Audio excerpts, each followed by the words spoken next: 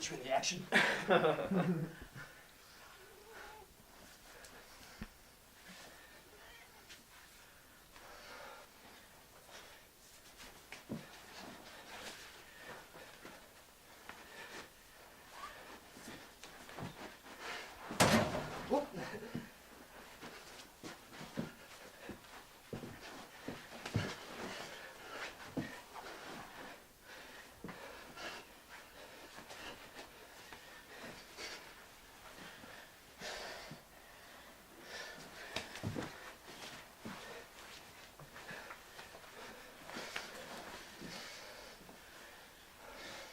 I'm already tired. Fuck. Forgot how good of a workout this shit is. You can go for a whole minute and a half.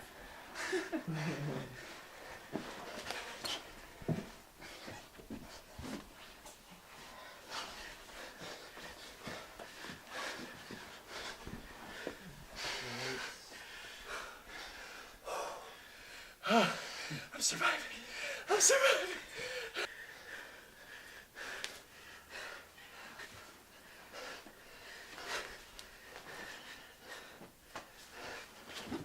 Oh! That's my bad ankle too. Oh. You okay? Yeah. Good job, man. Good. Today's guest is going to be Guy Ruel, 24-year-old squad leader and MMA fighter out of Vermont.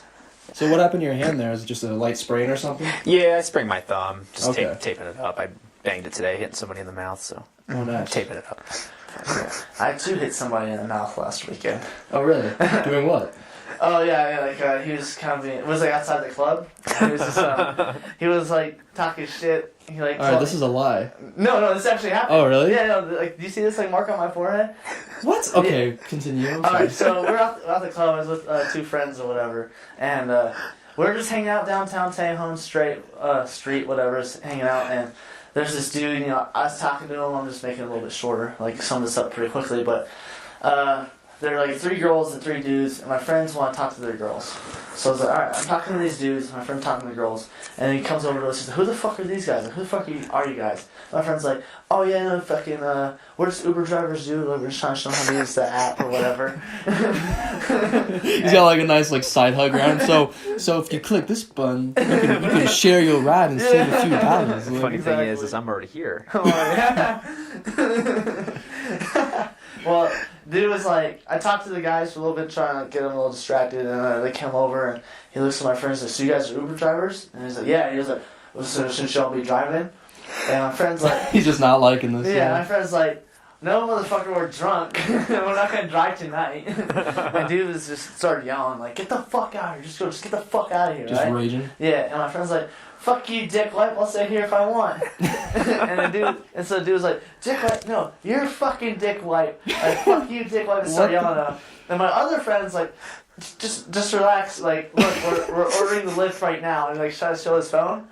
And the dude slaps his phone, like, or attempts to. It looked like he did. Apparently he missed. But as soon as he did that, I mean, I was drinking too. I was bop, just punched that dude right in the face. Ever since we were little kids, you were quick to that. You're like, oh, fight's happening, boom! And just Yeah. So I just decked that motherfucker. He got. So that was like the last thing I saw because I hit him and I got sworn by like 3 people and they pulled my jacket over me and like someone's like hitting me. I was like, get the fuck! You hit like a bitch. Like I'm drunk and I don't feel this shit. Like and they slammed me on the ground because that's where I got this fucking. This what are your friends doing? So. My friends, they started pulling dudes off of me, because, like, there's 3 of their guys, right, and one of their dudes came in and tried to get on me, and my friend yanked him off. I was like, get the fuck off him. But the other 2 dudes that were on me was, like, a cop and a bouncer from the club. Okay. Yeah, so they took me down. They told my friends, you guys are back the fuck up, we'll arrest you, too. And I was like, oh, fuck. And I got up, I was like, alright, I'm good, dude, I'm good, like, relax, I'm good. And then they fucking handcuffed me. And I was like... That's not where I thought that was going. No, I was like, oh, fuck. Dude handcuffed me, I was like...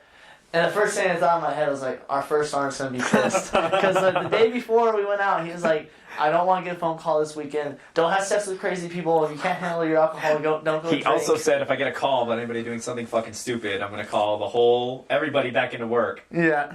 And stuff's going to get dumb. Yeah, so I thought that like, that's what's going to happen. Like, everyone's going to get called back. But the cops were talking to me. He's like, what happened? I just told him the story. And he was like, "Did you just get back?" He's like, "Are you military too?" "Yes, sir." He's like, "You get back?" I was like, "Oh, just a couple months ago." And he's like, "Okay." This is like, asked for my ID, got it from my back pocket. I'm sitting on like the car, the cop car, legs crossed on the fucking back, like, fuck. And then he comes back. He's like, "You injured?" I was like, "No, sir." He's like, "All right, I'm gonna let you go. You're gonna order Uber and go straight home." So he's cool as fuck, cool ass dude. Let me go. Probably helps that you were in the army, honestly. Yeah, I hope so. Probably. Yeah. It sounds like the deciding factor of Yeah, letting you honestly. go was, yeah. Or did you just get back? Yeah. And so, yeah, dude, just like, all right, have a good night, just go straight home. If everybody tries to fuck with you, like, you let me know. So, got pretty lucky there. That could have been way worse. No ticket, no nothing. Didn't get your ass beat. No, no. And my friend came over, my friend Sheldon, he comes over and he's just hyping me up. He's like, "Yeah!" Like swinging his arms across him. He's like, "That was gangster as fuck, bro. It's the most gangster shit I've seen in a long ass time." And I was like, "Fuck yeah." I was like, I kind of popped that dude. He's like, "You more than popped him." Like, "That dude is fucked up, man." And I was like, "Really?" He's like, "Yeah." And I looked over and he had all this blood running from his face and shit. And I was like, "Oh, fuck yeah." Yeah. See, that's what people remember. That's why, like, when you're like a little kid, you hear about parents telling their kids like to punch them right in the nose so they're bleeding. Because even if you get your ass beat, that guy had a bloody nose, and that's what everybody will talk about on the playground. Yeah. And it's only coincidental that sounded like a playground fight or something. Because that's so fucking stupid. I guess I got it like right in the mouth, like right here on the jaw and the mouth. It's the money spot. Yeah, there you go. Hit the fuck out of him. Be careful, man. I don't want you to get arrested. No, me either. It was just because like the night before I almost got in like a fight like 5 different times. I kept my chill. And the next night people kept trying. I was drinking. I was like, "Fuck this." I'm usually a super chill guy. Even when I'm drinking, I'm just like, "No, man, I stop fights from happening when I'm drunk." I'm like, I'm a hero. It was a different vibe. I had some tequila shots that night. That might have played That's a factor. what did it, man. Yeah. I don't ever drink tequila. It's too cliche, man. Right. What kind of good stories start after tequila? Last time I drank tequila, I ended up in the trunk of some dude's car ordering from the drive-thru. Oh fuck! One of my roommates, but still, That's not the worst. Yeah, that's the No, worst that was story, bad. That's wild. Yeah, I ate the worm. No. Well, sorry, that was my street fight. No, it's fine. It's fine. Yeah. Guy- Let's talk about some real fighting now. Yeah. Actual MMA fighter here. Fucking. Super excited. We're both really big MMA fans. Oh, awesome. I used to train like a long time ago. Cool. I guess it wasn't that long ago, but still. Yeah, been a while. Very out of shape. Definitely, yeah. At least a few years. Yeah. Definitely, he's the one who got me into fucking the MMA scene and the UFC scene and stuff. I Cool. went with him to his first jiu-jitsu tournament. Like, Oh yeah. Yeah. Cool. Last time. Miss it. Definitely want to go back and train someday. Yeah, But, definitely, man. So It's kind of expensive. you have It can be. Yeah. It can definitely add up. you have a fight coming up then. Yeah. It's a month from today. Month from today. Today is the 9th. Yep. March 9th. Fuck yeah. Fucking fourth. Fourth amateur fight. What do you weigh right now? 174. 174. Oh, so your diet's going pretty good then. Yeah, I've since we got back from our holiday block leave. I was in about a month and a half ago now, maybe 5 weeks. Yeah. But a month. It was the 6th. Yeah. I got back about a month ago, Yeah, so 1 I month. was 187 about a month ago. So So I'm down. in 2 weeks, you trying to weigh like 170, so you can just cut water the rest of 2 weeks, or? No, so usually you cut water like the last couple days. So my goal for the fight week is to be within like under 170, like 168, 167, and then I can weigh 156 because I'm fighting at 155. So the promotion gives you a 1 pound leeway. Okay. So hopefully I'm able Pretty to. Who are you fighting with? Is it No Mercy or? No, it's a Jackson's MMA series. So Jackson's Oh, okay. MMA, where like John Jones and Holly Holmes train out of. They have a bunch of gyms around the Southwest, and they do like a little amateur MMA circuit. Is it not in state? No, it's in Pueblo. Oh, okay. Yeah, Nice. Nice. yeah, Yeah, I'm definitely gonna try to go to that. that'd be awesome. So, your record is 2-1 right now. Yep, 2-1. It's pretty impressive. How was that the L? What happened in that fight? Was The that- L. It's great to start with that. Yeah. Yeah. Yeah, it's okay. It's alright. So the dude that I was supposed to fight, that I'd been preparing for, I had a game plan when I weighed in. The dude wasn't at the weigh-in, which happened at the promotion. They didn't require everyone to show up at a certain time. They had like a time block that you could come in and. And DOA. Yeah. So the guy that I was supposed to fight wasn't at the weigh-in. So I get there the next morning. I didn't have a smartphone back then, so I had no service, and the venue was a couple hours away from my house. So between the time that I left my house and to the venue, that guy had dropped. Oh, fuck. So when I get there, she was like, "Yeah, we got another guy for you." And I was Oh like, my God. "Really?" Oh, that's So like a we super start fucked looking up. Me and my coaches, I took it. I already sold a bunch of tickets. I already spent like 8 weeks training for it. I'm fighting. I was like, "Fuck it, man." Yeah, I'll fight whatever. anybody once I you're don't there. care. Like, I'm not gonna going to back down. Yeah. I'm already here to fight. Like I can't wait. what did I'm he already gonna weigh? get here. And what were you weighing in at? I don't know what he weighed in at. Apparently, he weighed in at 170 like I did, but he did not look like he was 170. Bigger? Fucking huge. Yeah, he was a little bigger. We went back in the locker room and realized that he was a state champion wrestler, like Oh, 3 jeez. years in a row in high school. And, fuck it. real quick, sorry, I just want some context. Yeah. You're more a jiu-jitsu guy, right? Yeah, Are you more of a jiu-jitsu. striker, Jiu-jitsu mostly. Okay. Jiu-jitsu. I started working on my Muay Thai a lot recently. I had a knee surgery, so I wasn't able to do a lot of grappling. So I did there was a good couple month time period where I was only doing Muay Thai. So Nice, my nice. Muay Thai's getting better, but Yeah. mostly jiu-jitsu. We can get into that in a little bit too, Of but go course. ahead and There's a continue what lot. you were talking about. So anyway, yeah, we get there and we find out this dude's like this. He's a really good wrestler, and so I meet up with him. We get in the cage. He took me down almost immediately. I swept him, got on top of him, and I rode him around on the back and landed a bunch of good strikes on the mount. I won the first round real easy. The second round, he didn't want to come in close to me as easily, so I was having to close the distance with strikes a little bit, and he kind of capitalized on that. Like I was standing, my stance, I used to stand really square, meaning my hips were facing him as opposed to maybe one hip facing him. So it's really easy for wrestlers to take you down that way because they Yeah. can grab both your legs.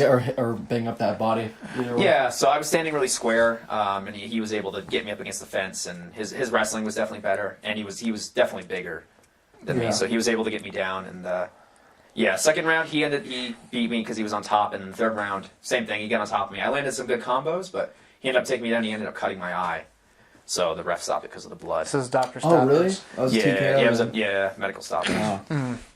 Yeah. But So- I mean, there were definitely, not trying to say it was the doctor's fault. Like he was definitely beating me. Yeah. Yeah, but still, It's not the worst. you way to never lose know. it. You could. I mean, look at the Anderson Silva Chilson fight that first Yeah, time. yeah. Fucking 5th round, 2 minutes left, triangle choke. Like anything can happen in a fight. That's Yeah, just it's true. Or more obviously, Derek Lewis versus Stokov, right? Yeah, Yeah, that big that overhand. Uh-huh. Like the 30 last- seconds left. Yeah. Yeah. It is like the latest Joe Rogan's knockout. reaction is so hilarious.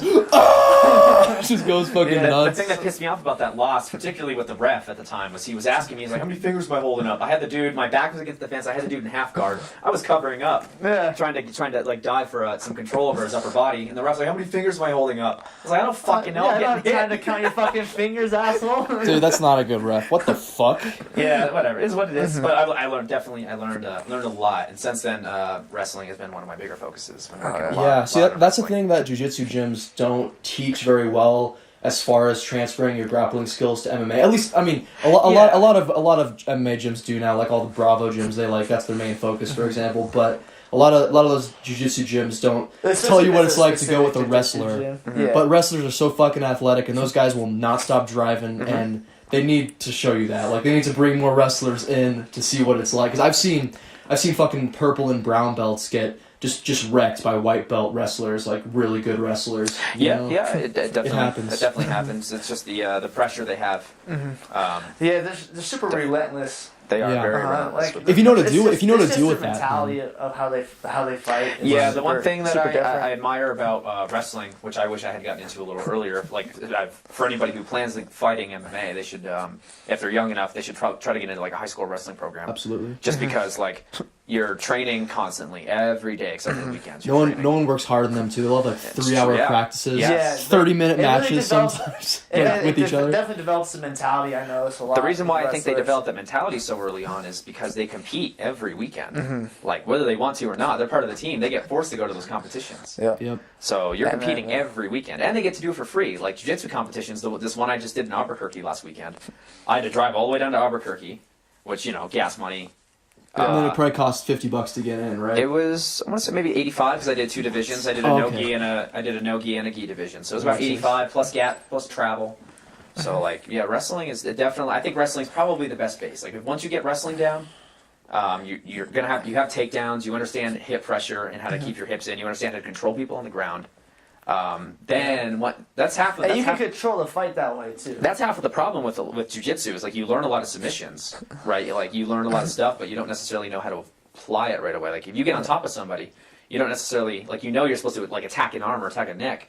But you might not understand the concept of like filling the space with your hips. Yeah. Which wrestlers understand. Which wrestlers Space get is immediately. everything. Like Yeah, if they're when, all when you're over going it. against a really good wrestler, I've noticed, if you even give them like in jiu-jitsu, you know, like if you're in if they have a side mount on you, you know, like sometimes if you're maybe a white belt, you may give them a little more space to try to, you know, exit out the back door or whatever. And as soon as you give them like an inch of space, they're on you right away. They're mounted. It's like I don't know, like they just understand that space so like better than for sure. anyone. Yeah, wrestling definitely a really good base. I think the only thing that I've noticed a lot, like with a lot of wrestlers, is they're too prone to giving up their back a lot. Yeah, it's because like when you get taken down in wrestling, you turn, you put your stomach on the mat. Yeah, Yeah. you never. Yeah, so that's just. I think that's the habit. I mean, That's they also easily- get that's guillotined like crap, especially if they don't know how to get to the Yeah. other side of the guillotine. It's got you know? a lot of. I mean, like my gym, for example, we have a D1 wrestler who teaches wrestling at our gym. He doesn't. He doesn't teach head outside singles. For that reason, There he you doesn't go. teach any takedowns with your head outside, just to avoid that to altogether. Yeah. avoid the guillotine. That was the same with Gilbert. He never taught that? He said never go to the outside. He's like, if you're in a wrestling tournament, then go ahead. But yeah, he always taught it where you go in Really? with your shoulder. Yep. Interesting. But Gilbert's a super cool guy. Yeah, that's actually how I won second tournament. Was I got taken down. The guy was like a good wrestler, but again, it was just like no gi, basically like white belt level, and I just guillotined him. Mhm. And yeah. nice. That's awesome. And so, if we go back to the weight cut then. Yeah. So, Yeah, what sure. were you weighing as soon as you got back from leave? From leave, I was Yeah. 187.8. And you're fighting at 155? Yeah, I'm 174 right now. Fatty. Fuck. So that's Yeah. a 30-pound drop, right? Almost. Well, realistically, like I'm losing like 11 to 12 pounds in water, so that Yeah. I don't really count that. How do you feel now? Do you Okay. feel like you're in pretty good shape? Yeah, I You feel great. good? Yeah, I'm Okay. doing physical conditioning every morning with the unit, and then I'm training from like 5 to 10 every night. What are you eating? Like in the mornings, before I go to PT, I'll do like a power bar or something like those Quest bars are really good, low sugar. I basically eat no sugar. Like I eat a little bit of peanut butter during the day. For like a snack before I go to the gym, that's really the only sugar I'm eating. Nice. And then hard-boiled eggs in the morning. Lunch, I do a bunch of meal prep on Sundays. I do like just lean meats, lots of vegetables. Nice. Yeah, Just good, overall good diet. yeah. Low, doing between like 50 and 60 grams of carbs a day.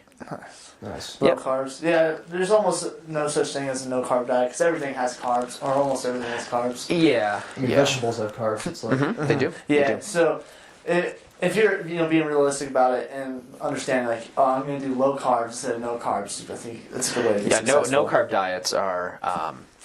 I mean, they have them because they have those keto diets where your body literally just burns fats. But I feel like that's not necessarily good for certain types of athletes, specifically MMA fighters. 'Cause Yeah.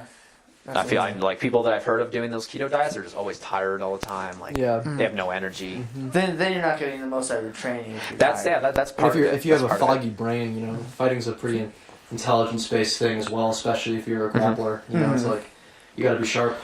Yeah, for sure. So the goal is to diet to around 168 then? Yeah, And then- 168, 167. I've been there before. I've done it. It's really not that. And then it wasn't that difficult for me to Yeah. diet down to that. Yeah, and then do the cut from 157 to 155? 156. 156? 156 and 155. I have that 1 pound leeway, so Yeah, of course. plan on taking advantage of that. Oh, Yeah. yeah. I definitely have When it comes down to it, yeah, it's like Is your weigh in the day before or the day of? Yep, day before. Okay, because I heard somebody mention that.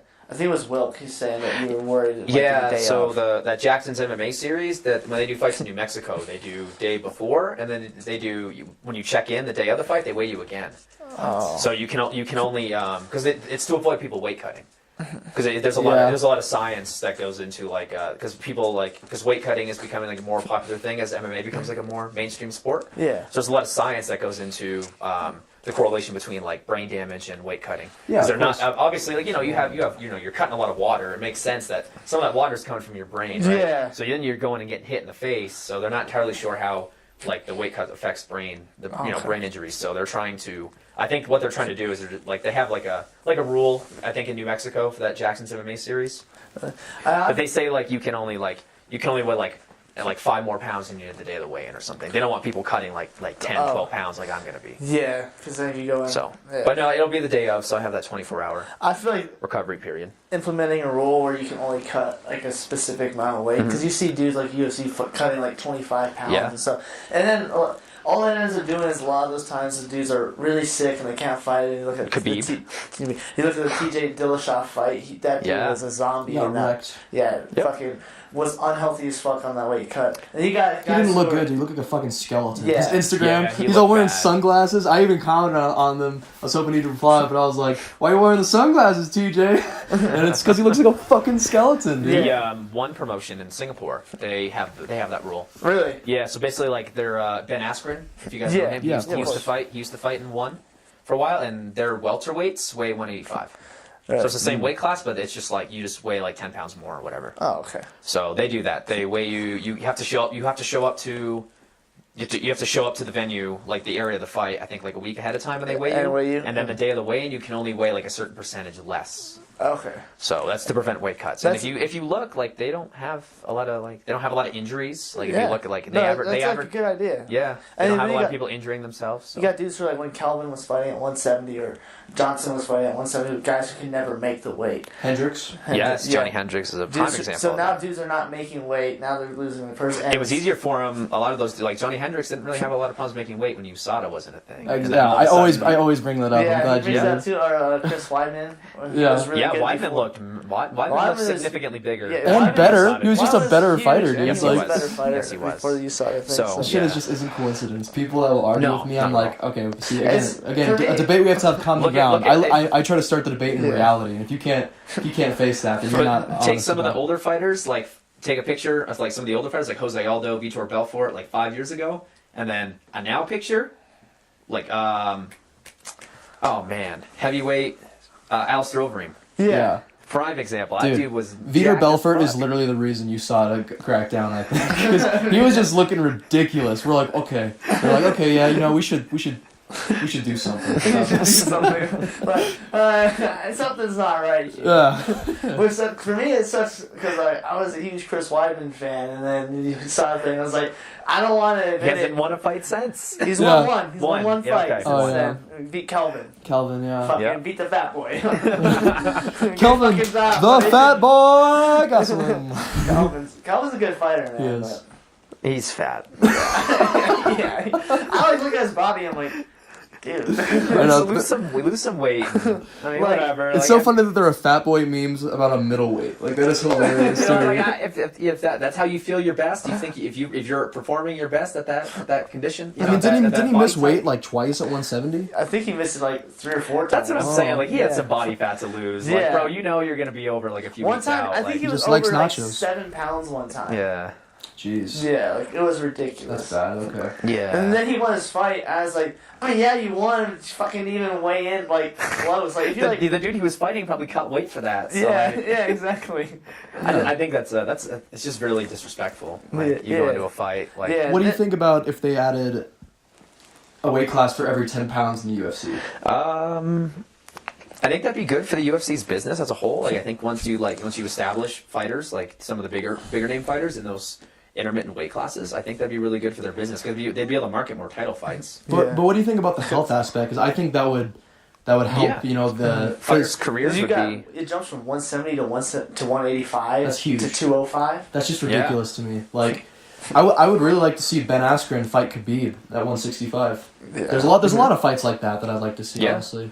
I would like to see TJ and Cejudo again, but at like... 130 maybe. Yeah. Like in between Mhm. 135 and 125. So I think the 10-pound increments would be beneficial. You wouldn't have people like missing weight, Yeah. for example. Like You wouldn't have You wouldn't have guys that are people- like giant facing like guy that looks 2 weight classes below him. Yeah. A guy that probably should be 2 weight classes below him. Like, Yeah, When but- Tyron Woodley fights almost anybody. yeah, that's fucking massive. yeah, yeah. I know they don't want to fight each other, but I would love to see Ben Askren and Tyron Woodley fight. Yeah. I haven't seen a lot of Ben Askren's fights. He's undefeated. Yeah, he doesn't take damage. He's like No. he's like a classic He's like one of the classic UFC fighters who just, but he's more sharp. Like he's actually a really intelligent guy. And But very, if you were very to compare him intelligent. to someone a little bit like more popular, maybe like a more like he's like Randy Couture but better. Randy Couture. Like and Randy Couture did kind of like settle for striking at a point because he could back then he could strike with most of those guys. He actually knocked out Chuck Liddell in their first fight standing. He just got a lucky punch, but yeah, Ben Askren, he's like all he does is wrestle, but he does that all the time. Like he literally spends all of his time teaching wrestling too. Oh really? And he's just figured out a way to just wrestle. Like his punches are awful. It looks like he's underwater, but he uses them just to control distance and get that takedown. Like everybody knows what he's trying to do, but they can't stop him. He's like just Khabib. so good. It's like Khabib, like Khabib can actually strike a little bit, though. a little bit. Yeah, he's getting there. He's getting better. I mean, he was striking, standing up with He Conor knocked down McGregor. Conor McGregor. I think Conor McGregor was just like shaken at that point. He you know what I mean? underestimated his striking. I think exactly. is part of it. Yeah. But like, yeah, Ben Askren is he literally like I think in all of his time in one promotion he took like under 10 strikes. Like he never gets hit because he's on top. Like any strike he might get hit. Like some dudes like you get him in the guard and they try to hit you from the bottom. Yeah, like, but those that's aren't no significant. damage. Those Really. aren't really significant. There's no leverage on or force behind the punch. It's Not just necessarily. Like, Yeah. So. Or usually not. Yeah. I mean, like there's always exceptions. Like Ultimate Fighter a few years ago. Uriah Hall. I remember. Uriah Hall was from the bottom doing more damage to. I think it was Luke Barnett. Was in guard and was just destroying this man from the bottom. It was remember insane. Yeah. I do remember that. If you're, you must just be like pretty terrible if you're getting beat up from the bottom. Man. Like you have no momentum. Like oh man. Yeah, It's just but then not to discredit like Uriah Hall or guys who do damage from the bottom. Like there's some really talented fighters out there. So, but yeah, But I think Ben Askren will probably get hit a little bit with Lawler here. Yeah, that's actually a good matchup. When I really looked into it, Lawler has beaten a lot of good wrestlers in the past. He's not the easiest to take down. No, and how many times have you seen him on his back? Yeah, not that many. And he also hits really fucking hard. Like Yes, this he is actually it's a tough fight for like a first fight back. Like honestly, if I was the promoter, I wouldn't match him up with him right away. Like, I would maybe next fight. Almost like you want a tune-up fight first before taking. Yeah, I mean, yeah, exactly. Lawler's a tough fight for anybody. Like, a lot of people beat him, sure, but yeah. a lot of people Honestly, lost him, Lawler only loses when he's just outstruck. That's the big thing. If there's like a better striker, like a sharper boxer, that's who he loses to. Like when he fought Nick Diaz. Or something. Oh, that was a long time ago. But yeah, that was a legendary fight. was a great I watched fight. that like once a year at least. I just love that shit. Like he's so much smaller.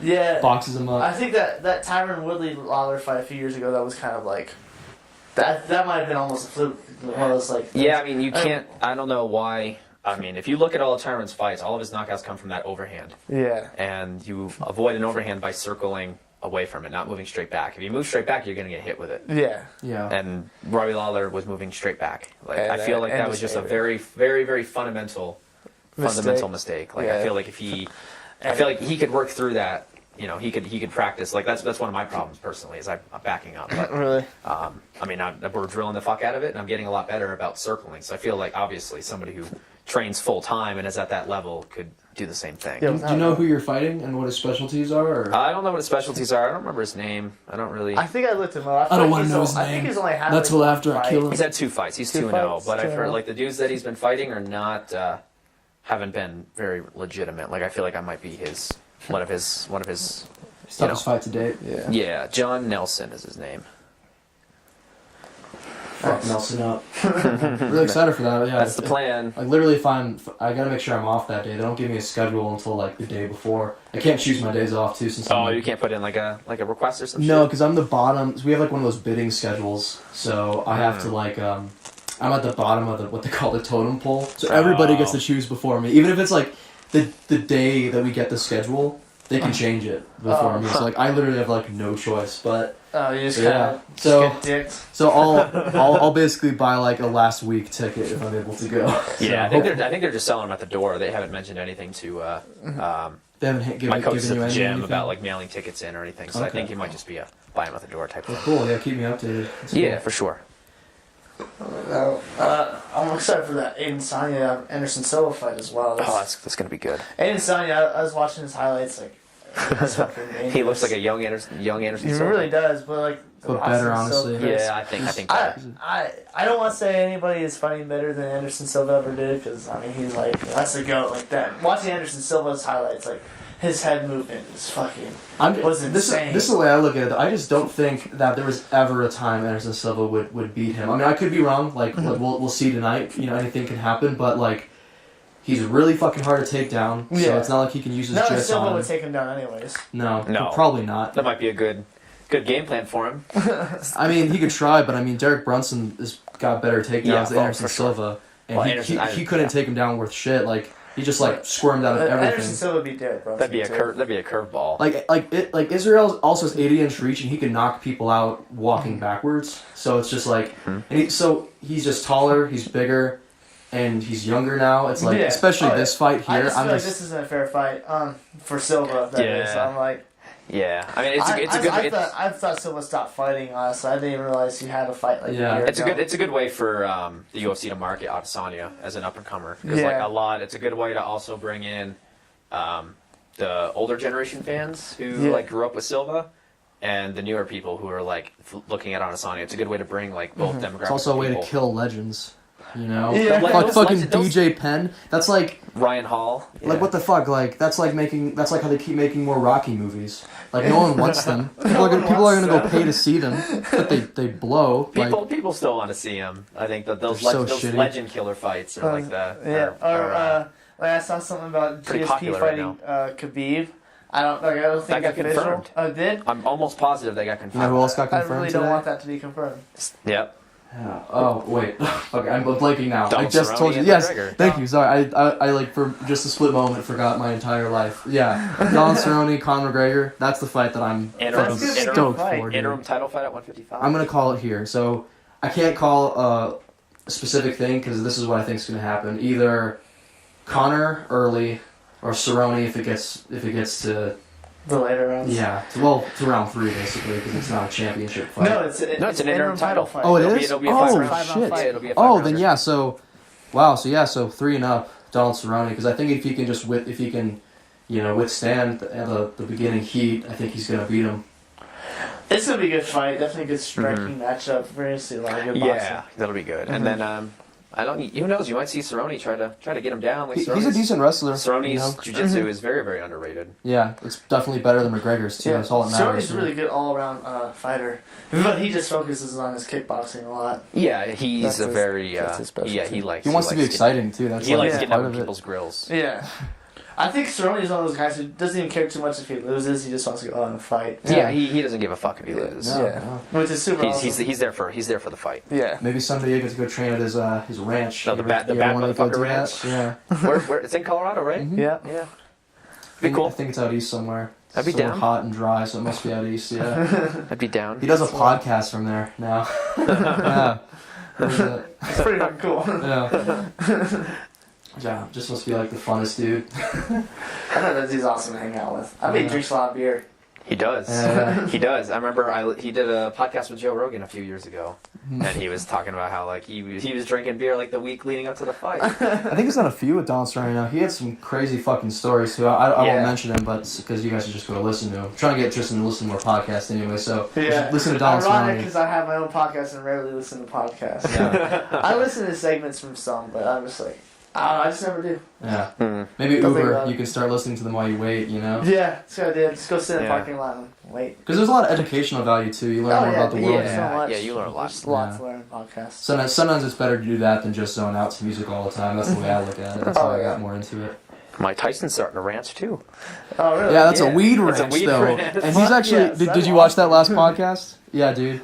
And he doesn't even like want to box. He doesn't even want to think about boxing. He doesn't train. He doesn't even work out anymore. Literally Just fucking wants to smokes smoke weed, man. hang out. Yeah. he has a That's podcast so called. He has a podcast called The Hot Box. He's a fucking weirdo. Dude, that's fucking badass. And ironically, I love it. he just had Steve-O on, but Steve-O's sober, so they didn't smoke weed for that one. Oh. So I was just like, what the fuck? What is 2019? This is the weirdest This is shit. the weirdest thing. What has this role come to? I listened to a comedy sketch with Steve-O not too long ago, talking about a tattoo. He he was like doing a bunch of drugs with this chick he was dating or something, and he was like, "Yeah, I don't want babies. Fuck babies." So they were talking about getting like a little tattoo, like the oval and the diagonal slash through it. Oh, with a yeah. baby in the middle. It was gonna say "fuck babies," and then it just kept getting worse and worse. So again, apparently, eventually he got more fucked up and more fucked up. Went to a tattoo shop and got a tattoo of a dude fucking a baby. Oh my god, dude. And then he woke up the next morning and they just scribbled over the baby. He said it looked like a dude fucking like a scribble. So like, what does that look like? And they were like, an emu, an ostrich. So now it's a tattoo of a dude fucking an ostrich. It's on Google Images. You can look that up. That's You can look fucking it up. hilarious. Oh, that's fucking, that's horrendous, That dude. is wild. Oh my lord. Fuck. That dude. motherfucker, and now he's sober, doing great, doing stand-up. So supportive of that rescuing shit. dogs from the mountains of I know, Peru. that shit made me tear up, man. Yeah. It really changed his life around. Yeah, I went from, seriously. I went from snorting wasabi and throwing up at a sushi restaurant. Yeah, doing coke with Mike Tyson in a bathroom for 4 hours. That actually getting happened. getting his dick Yeah. bit by a snake. Yeah. Fuck. He's good now, he's good. Yeah, he's moving. That dude had to be on hella drugs on Jackass, dude. Like, Yeah. how He the must fuck do have you been. not do that? He must Yeah, it have was, been it was a sober. bunch of coke. That's the main one, I think. Yeah. He probably did like everything under the sun at some point. Yeah. Oh, yeah. I guarantee it. Yeah. I guarantee it. So I'll say this, and then we'll move on. But did you want to roll at any point? I wanted to do a side segment where Yeah. we roll. Okay, Sure, yeah. we can roll. I thought it'd be nice if we have a side segment where what is it? So who will win? An out of shape hobo, an out of shape hobo, or an actual MMA fighter? Yeah, we can. We'll see. It'll be get fun. around in. Yeah. Cool. We could go from our knees. I don't want to be taken down right now. Fair enough. Fair enough. It was a good time. Yeah. So I've yeah. rolled with him a few times. You, Walk you, one. you actually, oh yeah, Oh, yeah. what? You're a purple belt, right? Yeah. Okay, yeah, you're gonna wreck me. Okay, It's that's awesome. okay. It's a good time. It's gonna be fun. I just like to roll, Yeah. but I just get yeah. fucked up on fuck. if anything, I hope you beat me bad enough that I'm like, man, I really gotta get back to the gym. You know, we'll see. Mainly, I just want to see how long I can survive, and I think this is my guess. You may tap me out before that, but I think I'm gonna get. I think I'll survive for a bit, and then I'll just get tired. And I'll be like, oh fuck, and then you'll be like, okay, I just gotta put him out. Like, so definitely. that's my prediction, but we'll see. Fair enough. Yeah. So along with that, I think you have to be a little bit crazy to want to fight, and this is coming from somebody that started training like pretty young. It was probably from fucked up. Impulses like I want to fight people. And I just want to also like body dysmorphia. I just wanted to be like known as a tough guy. You know what I mean? Yeah. So I think you have to be pretty crazy. So I'm wondering what compels you to fight. How did it start?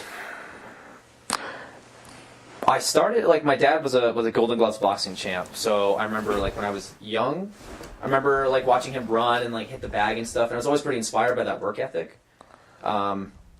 So I was always asking my dad to teach me boxing and stuff like that. And I think my dad taught like combatives or something when he was in the army. Did he want to teach you? Yeah, he taught me boxing pretty early on. I remember like we had a pretty open basement. My dad's on I don't remember how many wives he's had, but one of his current wife when he moved in with her, she had a big basement. I remember him taking me down there and just having me do jab drills like all the way up and down the basement for a while. So that was pretty inspiring. And then as I got older, I just had more interest in it. So that my dad took me to this grimy ass boxing club that was in like a condemned building in the town that we were living in, and it just grew from there. And then my cousin was a purple belt at the time, so he got me into it. So I had a lot of like family. It kind of exposed me to it early on. That's fantastic. Yeah, I got picked on a little bit as a kid, and I got sick of it, and I was like, I just want to be able to be able to kill somebody one-handed if need be. Yeah, and then of course you get into fighting, and then you're like, oh wait, I can't do that shit. You know, I don't know. I feel like fighting definitely has a pretty big effect on your psyche. And Yeah, you're also just humbled so. I mean, when did you start Yeah. jiu-jitsu though? That's what really humbles people. Yeah, I started doing jiu-jitsu at 15. Okay, so that was a little later probably than when you were getting bullied more. Yeah, so a lot of it was that confidence issues, and then it just I don't know. I was just wanted to fight. I was always inspired by what I was seeing on TV and stuff, and Yeah. yeah, and then Just want to be a badass, right? my first fight every boy was- wants that at some point, I think. yeah, my first fight was in 2015, and then I just fell in love with the process, like the process for training up for the fight. Like I just fell in love with the process, and my favorite part about you have that pressure to push yourself because I think And someone MMA. else is training to do the same Yeah, thing. like right? you're literally like an MMA fight is like The most intense shit ever. I mean, it's come it's on. like the most it's the safest way that you can test yourself against somebody. Yeah. Like like I could go out in the street and pick a fight with some dude, but you never know. He might try to like stab me with a piece of glass on the side of the road or some shit. You know what I mean? So like you get into a cage, like that dude has also been preparing to kill you. Yeah. So it's two people who you've been told you're going to meet at this date at And this simulate a death match, and basically. and fight to the death. Exactly, exactly. So I think it's I just like that whole. I enjoy that whole process. Dude, it's so admirable. Honestly, I'm just, even if I go back and do, I'll never go back and get punched in the face again, but I want to go back and do jiu-jitsu, but I just admire people like you who will do it so I can still be entertained, but don't have to do it myself. That's the big thing. I used to just want to be a killer, and all I care, I mean, Tristen remembers, all I used to do is lift weights and do MMA, and that was all I had, all my identity. Got a black belt at MMA. Oh my god, that motherfucker. I had a kid that said that. Really? Yeah. And then our little friend Z Willie, who's now a rapper, he's a little guy. He choked that guy out till he literally fell asleep. Speaking of like the do you remember in Kosovo we had an LT that was running? I'm not going to name names because I don't want to. That's fine. Dime anybody out. Yeah. He was. Let me guess, you saying he could fuck you up or something? No, he was running around telling people he was a purple belt. So I was like, oh, sick, another purple belt to roll with. Yeah. And then I fucking slaughtered him. Right. He's like, and then he told me, he's like, I just got my blue belt right before we left. I was like, I thought I heard you were a purple belt. He's like, no, I could just see it in his face. Yeah. I don't know. I don't understand. I think it's a emasculating thing for people to say that they can fight. Like that's why. See, what I noticed the trend of, especially in high school, because MMA was getting really popular finally with people our ages, like at that time. Yeah. And I noticed that like suddenly everybody did MMA.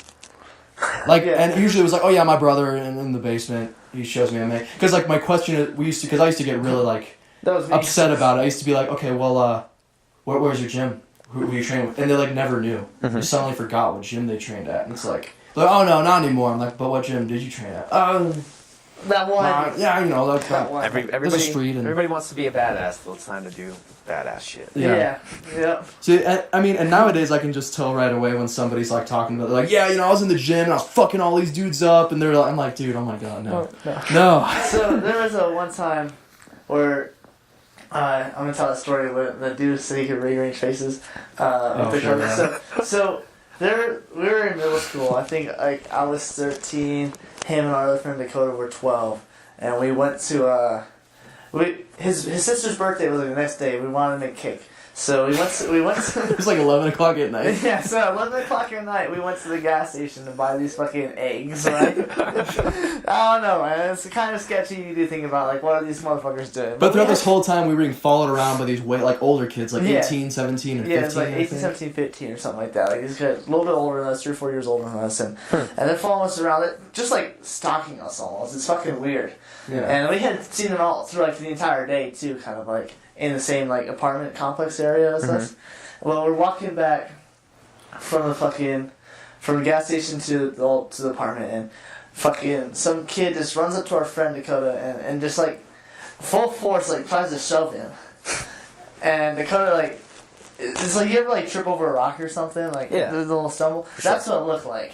I was like a weak ass push, but I ran over and I wrapped this dude around the neck and like just tackled him to the ground. It was another one of those times where like when you pop that guy in the mouth, like just instantly, like you're like, oh, fight's happening, boom. It was like that kind of thing. Like it just happened, and immediately I turn over, and it was like I didn't even see the push, but I just saw Tristen like spinning around with the guy, and they both hit the ground, and I was like, wait, what the fuck is happening? Yeah, and I just like got up. I was like, you don't fucking touch him. It's my fucking friend. And they're back the fuck up. And then Tristen was the muscle. I was just like super mad, like super like emotional, like I was like super upset. I was like, fuck dude, I'm so fucking mad right now. I can't believe it. For no reason. Probably like that kind of like child aggression where like you're angry but you're about to cry. Yeah, exactly. Yeah, I think I was crying a little bit. Like I had like tears. It's like, why did he like feel the need to do that? Like, and we were just hanging out right outside of the building, this apartment complex building, and those dudes found us. Like, they had to like search for us or something, and they came over to us. And I was talking like, what was that shit back there? I was like, well, your fucking homeboy right there wanted to shove my friend for literally no reason, and they're like excuses like, oh yeah, well you guys are buying eggs at 1 o'clock at night. Like we didn't know if you're like trying to egg cars or some shit. Like no, dude, we're trying to make a fucking. So, cake. and it's like, dude, okay, so you're older and you're gonna, so you see us with eggs and so you're gonna attack us? Yeah. What are you, the Yeah, fucking, yeah, like, yeah. Like, what kind of excuse does that even make sense? And then it was some fat guy, some short fat guy. He's like, yeah, you know, I do MMA. Well, like yeah. I rearrange people's well, faces. because for I a started to get angry and I started like getting mad at them, like Yeah. getting like kind of like trying to be tough and aggressive. Yeah. And he's like, hey man, you should probably like simmer down because I do MMA and I've been known to rearrange faces. Yeah. He said he does it for a living. He said I rearrange faces for a living. I was like, what the fuck? The sad thing is that it probably would have been a decent fight if we like us three fought them three and we were fucking 12 years old. Like there were some skinny and there was like 2 skinny dudes and a fat motherfucker. Like I think we would have won. I'm not even gonna lie. I'm pretty sure I would have taken the skinny 15-year-old I tackled. I probably would have taken him out pretty quickly. I feel like I'm imagining it. Like you've seen those fucking like those Russian MMA fights. They have like teams. Oh, of, like, yeah. Five The- That's what I'm years old. envisioning this as. Because like literally how those go every time is one dude gets on top and like TKOs a guy, and then it's 2-on-1, Yeah, and it just 3-on-1, 4, and then it's just like this is they It's just just end up 5 dudes ganging up. beating up. I love this Yeah. like that one guy like with a Like- little bit of hope thinking he's gonna win. He's like, okay, well there's 4 guys, whatever. He's just like circling around, like it's in like a big square. Yeah, like like he's a just circling giant around, boxing trying to ring. like hit people as he's backing up, and eventually like he gets cornered and. And they just beat Mauled. the fuck That out is of just him. fucking. That is the scariest Yeah. shit. I would just like. That's how I would envision that. I would tap out as soon as there's like 3 guys on there. Like, okay, No, you fuck wouldn't, you this. wouldn't be able to defend yourself. Yeah, you're Yeah. like it's 3-on-1. These guys. 3 can't fight. trained guys too. Yeah. Like if you're like a literally all somebody has to do is get you in like a collar tie and like an overhook, and then Right. like you can't back up, you can't go forward, like And you just get the. You get I some mean, value. just Yeah, one exactly. just one overhook too, and then the guy Yeah, just one guys tie throwing up, knees yeah. to your body, uppercutting you. Like yeah, you're done. You're done, dude. Especially when he's got four other friends coming at you. those Yeah. Russians probably have some weird ass team moves, you know, like you Like a get double lift and slam or some shit. into a guy's knee. You just like pick him up and then a knee, like WWE type shit. Those Russians go hard though. You seen those like YouTube Strelko MMA fights? You ever just at 3 a.m. start watching a bunch of Russian fights? The They best got fights like you the can weirdest see names are, and shit. are West Coast street fights Oh or my East God, Coast street fuck that fights. You ever shit, seen dude. them? Yeah. And they have like cardboard belts and shit. Oh, They take themselves so seriously. Yeah, too. he's like, I'm the fucking champ. He's like getting hype. And then he goes out there With and a gets with a cardboard yeah, belt. Yeah, he's like, let's fucking go. And they go on and just like bare knuckle beat the fuck out of each other in Oh the my street God. or whatever. And I'm like, oh my god. I used to be so into watching all those too. Yeah, we both were like, man, we should do something like this. Fucking we're idiots, dude. We did start our own fight club in high school, kind of. Yeah. I mean, we actually threw on gloves and had mouth guards though, so Yeah. it's like it wasn't we too would bad. like check each other's nails and go in there and just beat each other up for 3 minutes. Yeah, really short rounds. I told you about this, but me and my 2 of my best friends, we had this little trap house in the middle of nowhere. Like it was like 5 miles away from a paved road and on dirt. We used to throw these big house parties, and they got so big, like we couldn't fit everybody in the house, and like they were starting to like cause damage to the house. So Yeah. like me and my friend Ricky, he's a brown belt jiu-jitsu. Him and I started training together like way back, and we were like trying to come up with a solution. We're like, how can we get all these motherfuckers out of the house? And we're like, Friday night fights. So some reason, like our friends, like we had stolen some traffic cones one night when we had gotten drunk, and then like people saw them in the house, and they thought we like collected traffic cones. So like I go to work in the morning, and there'd be like a stack like knee high of traffic cones, and behind my car, just like as a gift. Yeah. So we had all these traffic cones. So we made a boxing ring out of duct tape and traffic cones in the front yard. Oh my lord! So like we dude. have people like, I would jump in there and be like, hey, who wants to fight? And like the biggest motherfucker in the party was like, oh fucking do it. Yeah. And oh, that was entertaining as fuck. Dude, this is legit. There's always one in our episodes, but that's a premise for a movie. Yeah. Like, so a group of young men have this trap house in the middle of nowhere, 5 Yeah, it miles was- away from a paved road. So suddenly their house parties get too crazy, so they wonder, how do we get people out of the house? Friday night fights. Friday night fights. It's like gonna be like a shitty version of Fight Club. Yeah, Like a yeah, shitty redneck knockoff version. Redneck Fight Redneck Club. version of Fight Club. We'll make it. That's a low budget film right there. The first rule of Trap House: don't talk about the Fight Club. Don't talk about Trap House. Oh man, that trap house was fun. Trap House is fun. Yeah, see, it's like there's something in our aggressive nature where like there's always a point when kids want to fight for some reason. That's evolution. Yeah, evolution. Was that the birthplace of John Patton? No, John Patton was in high school. Oh fuck yeah. So John Patton was my cover name. So basically, like my friend was like talking to this chick or whatever when we were in high school, and then that girl's boyfriend found out. And he's like, "I'm gonna kick your ass." So my friend Trent was like, "God, can you come to the school with me?" He's like, I want to go talk to this chick, but her boyfriend might be there. He's like, I might need some help. He said he was gonna beat me up with a bunch of his friends. So we all went up there, and I was like, if I have to beat some dude's ass at this random school, I should probably not use my name. So I told him my name was John Patton. And Patton is a very common name from the area that I'm from in Vermont. So I was like, oh, John Patton. There's probably 2,000 John Pattons out there, yeah. Well, there definitely is now. So later on, yeah. I went to my friend Trent was a fraternity pledge at University of New Hampshire. So I used to go over there to party with him, and I hooked up with this chick, and I told her that my name was John Patton. And then all the dudes at the frat house heard that I was using that name, so they started using it.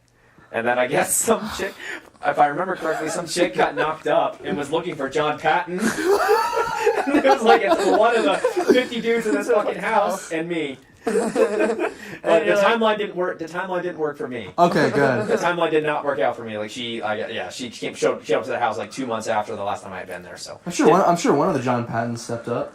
I don't think so. I doubt it. But yeah, John Patton. Some kids like gonna be 18 looking up John Patton. Yeah. Do you know my dad, John Patton? No, but that's one of the other 49. Yeah, they all like a bunch of the dudes adopted my cover name. So I see a lot of videos on YouTube too, where like a lot of army guys will grapple. Usually it's not like super quality stuff, but they're going hard as fuck. Like I see, like they're aggressive. Did you grapple much in the army? Did guys ever challenge you or roll with you? Or? When we were in Kosovo recently, yeah, were you there the night that fucking massive Hungarian dude challenged me? He heard that I was teaching jiu-jitsu. I had like a little jiu-jitsu club. I was trying to teach there as much as I could. Oh, that's great. This big, he was like 150 kilos, which amounts to like 380 pounds. Massive. What? He was some type of massive. How dude. tall is this guy? Like 6'4", 6'5". Jesus. And how tall are you? Like 5'10"? 5'10". Okay. Yeah, massive fucking dude. And he like heard that I was teaching jiu-jitsu, so we started like I saw him on the mats, like doing some boxing. I was like, oh, this dude looks like a pretty good boxer. And he asked if I wanted to grapple. I was like, fuck. I would just because of the novelty of that. That sounds fun. Yeah. Fun until he's on top of you, but I mean, Yeah, that sucked. He got on top of me a couple times, but no, I fucked him up a little bit, but that was pretty strenuous. I'd already been grappling like I remember I had a pretty big show out for class that night, and I remember I grappled. We were just doing rounds. It was like I think I'd done like 6 5-minute rounds at that point, and then he came to challenge me when I was all tired. Oh wow. But no, in the army, not really. Like nobody has ever really like challenged. No one's really challenged. Like we fuck around at work. Like we'll have like platoon brawls every once in a while. Like me and one of the dudes and Tristen's platoon. Him and I'll start messing around, and then like you see some like I got 2 guys gaining up on me, and like 2 dudes from my platoon will run over, and it just turns into like a platoon grappling fest. But nobody's ever really like called me out. And you've grappled with Tristen a handful of times, right? Yeah, Tristen and I grappled a bunch when we were deployed. That's fun. Yeah, as much as we can. It sucked because we're separate platoons, so we were definitely on a lot of different schedules. So a lot of times he might have the night off, and I'm out doing mission all night or whatever. So at the beginning of deployment, it was a lot easier. Yeah, we were grappling pretty consistently for a good like month or so. I remember and then you and I were working every night. Yeah, then I got grounded by Wilkie. Yeah. he was, because I had to go to like do a board, which is like they ask you a bunch of questions, so I had to like study every night or whatever. that was a pain in the ass, but yeah, it was a good time. They do what they offer in the army is they do offer combatives, which is like. That's where they learn like a few moves. Like, do they teach you double leg and stuff like that? They teach a lot of takedowns from clinch. Chokes and stuff, probably. Yeah, they teach the rear naked choke. They teach most of the combatives program is based around like it's high effective moves from like jiu-jitsu. I'm curious. Do they teach you how to get out of a rear naked choke properly, or do they teach you like the bullshit where you like pull down the arm and do all that stuff? I've only been to level 1. I haven't been to level 2. So it's the stages. They teach you more of how to do the choke instead of how to get out of it a lot. They teach you how to do it, and then they build it up in levels though. So level 1 is almost entire. It's all entirely close the distance, and then they have like the post, the frame, and the hook, which are 3 different like clinch positions based off the distance of your opponent. Tying up, and then they teach a few takedowns to get the person to the ground, and then it's super basic, like high effective. Yeah, like, no Is it striking. like success trips rate and moves. stuff in the clinch and stuff like that? Or that's what I would think is like high effective or quick. They teach you some stuff off your back, like in case you get taken down or Okay. smacked or something, you get hit. But like one of the tests is like they have the instructors put gloves on, and then they're swinging at you trying to hit you, and you just have you have to get inside and tie up. And That's take probably a them good down. like survival thing, especially just like to deal with like panic of. Because that's scary if someone takes you down and throwing punches. Yeah, at I you, mean, like- they had some pretty big dudes in there. Yeah, they were nailing me. The last test, they put you in a hallway. It's in a the lot back, of fun. It's a lot of and they have people jump out at you in the hallway, and you have to try to defend yourself. and make it to the end of the hall. Do you have like they were- body armor on and shit? Yeah, I yeah. was the first dude wouldn't get out of my way, so I was like, "Hey man, can you move, please? We have to get to this side of this house, sir. Could you And move?" it's like escalation of force, basically. So one dude might just kind of stand in your way a little bit, and like, hey man, get out the way, and they kind of stand They there. tell the third guy to like just don't get past, don't let them get past or something. Yeah. So the first dude, I was like, "Sir, I'm gonna ask you, I'm gonna tell you, and then I'm gonna make you move. So could you please move?" That's a good system. Move, Yeah, still there. and then he didn't move, so I clinched up, I slapped him in the face, got him in a clinch. You weren't allowed to close hand strike, you can only open hand strike. Yeah. So I open hand struck him, got in a tie clinch, and I threw a flying knee at his chest from the clinch, and he like, and I swept him, I tripped his leg and threw him on the ground.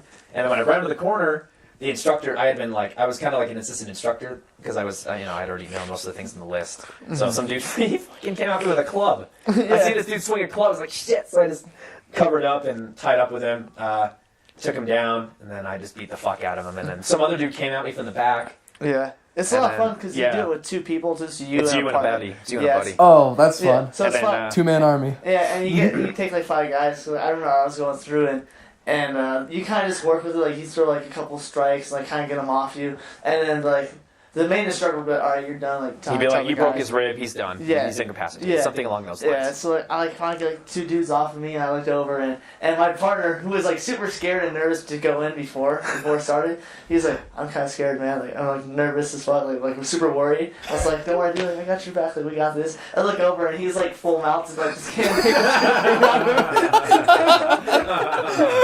I was like, oh fuck. He's taking shots. Yeah, just seems like Same thing happened with me. So I had kneed that dude and swept him. I had gotten him out and beat the shit out of the dude with the club. Yeah. And then the third guy, he got me down because he just kind of bum rushed me from the back. But I re-guarded.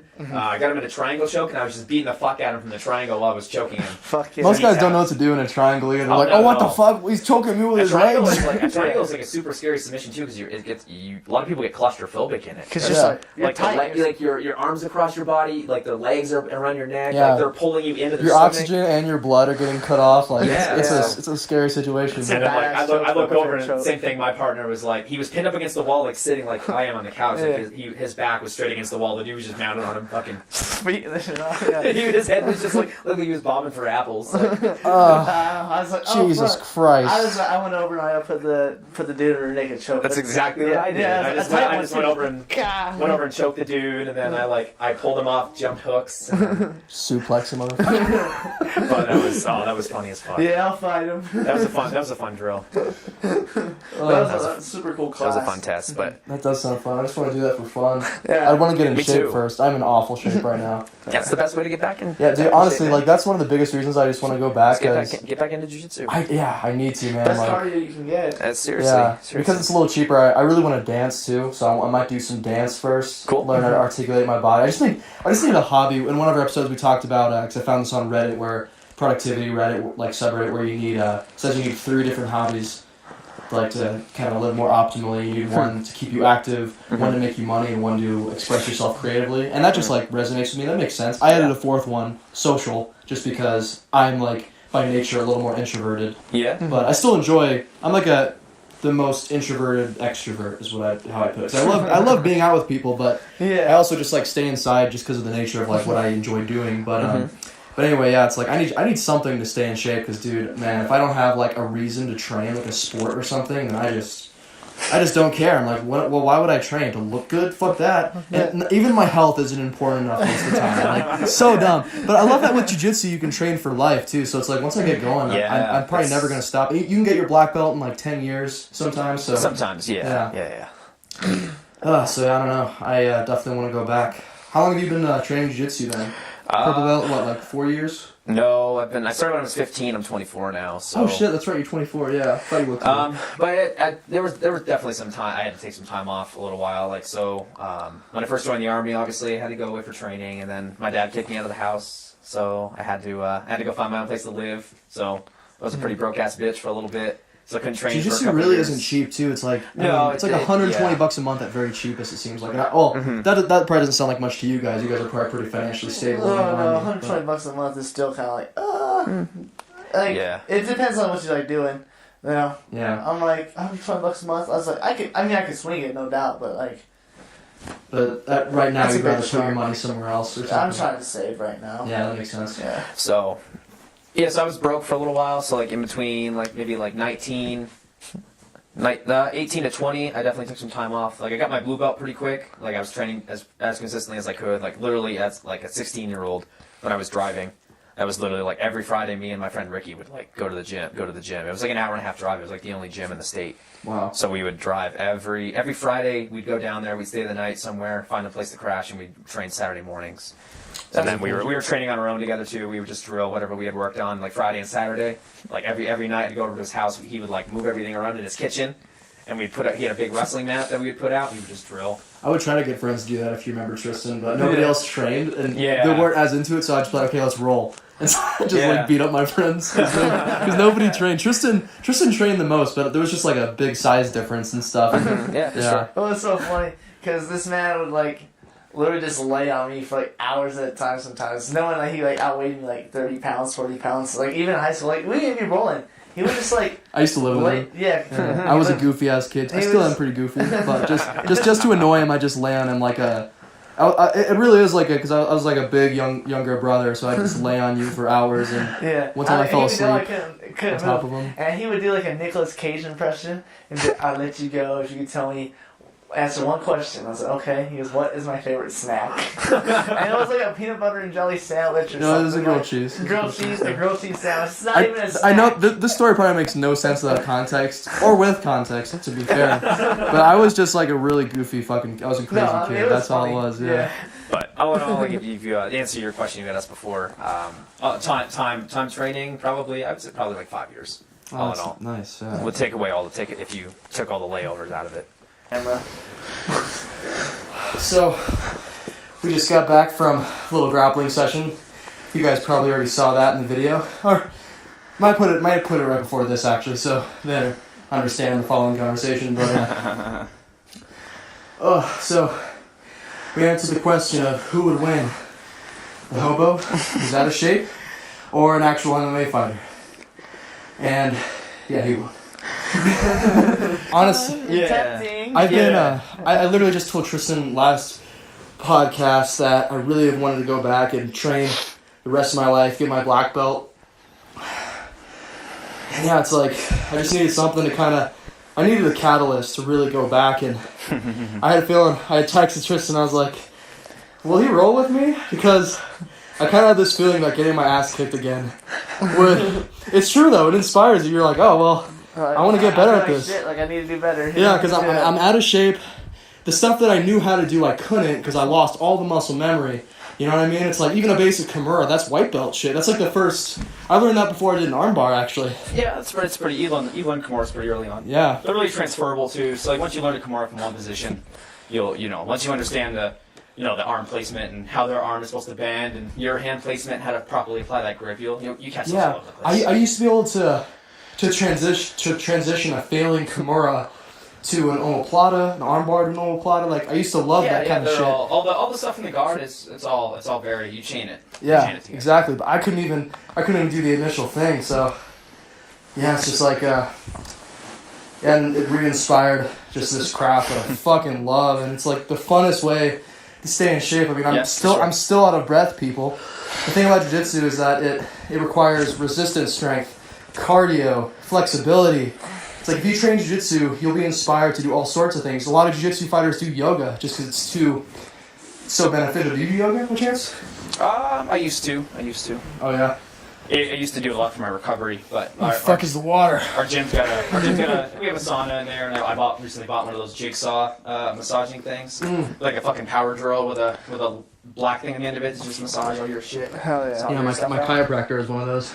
So I do that for recovery now. I haven't been doing a whole lot of yoga anymore. I do it with my soldiers in the morning. So like after PT, I stretch my dudes out with we do some of the yoga poses that I used to do on a regular basis. Oh, that's fantastic, man. Also, I want to say that I'm super supportive of your fighting shit, and another thing I'm inspired for is to get in shape and, like I said, be a even better training partner. Because we're the same size. I'm a pretty strong guy. I could help you, prepare. I've always wanted to do that, like. Because now I don't want to fight, but I would love to, like, basically I want an excuse to stand at the corner of a cage and feel like I'm sort of there.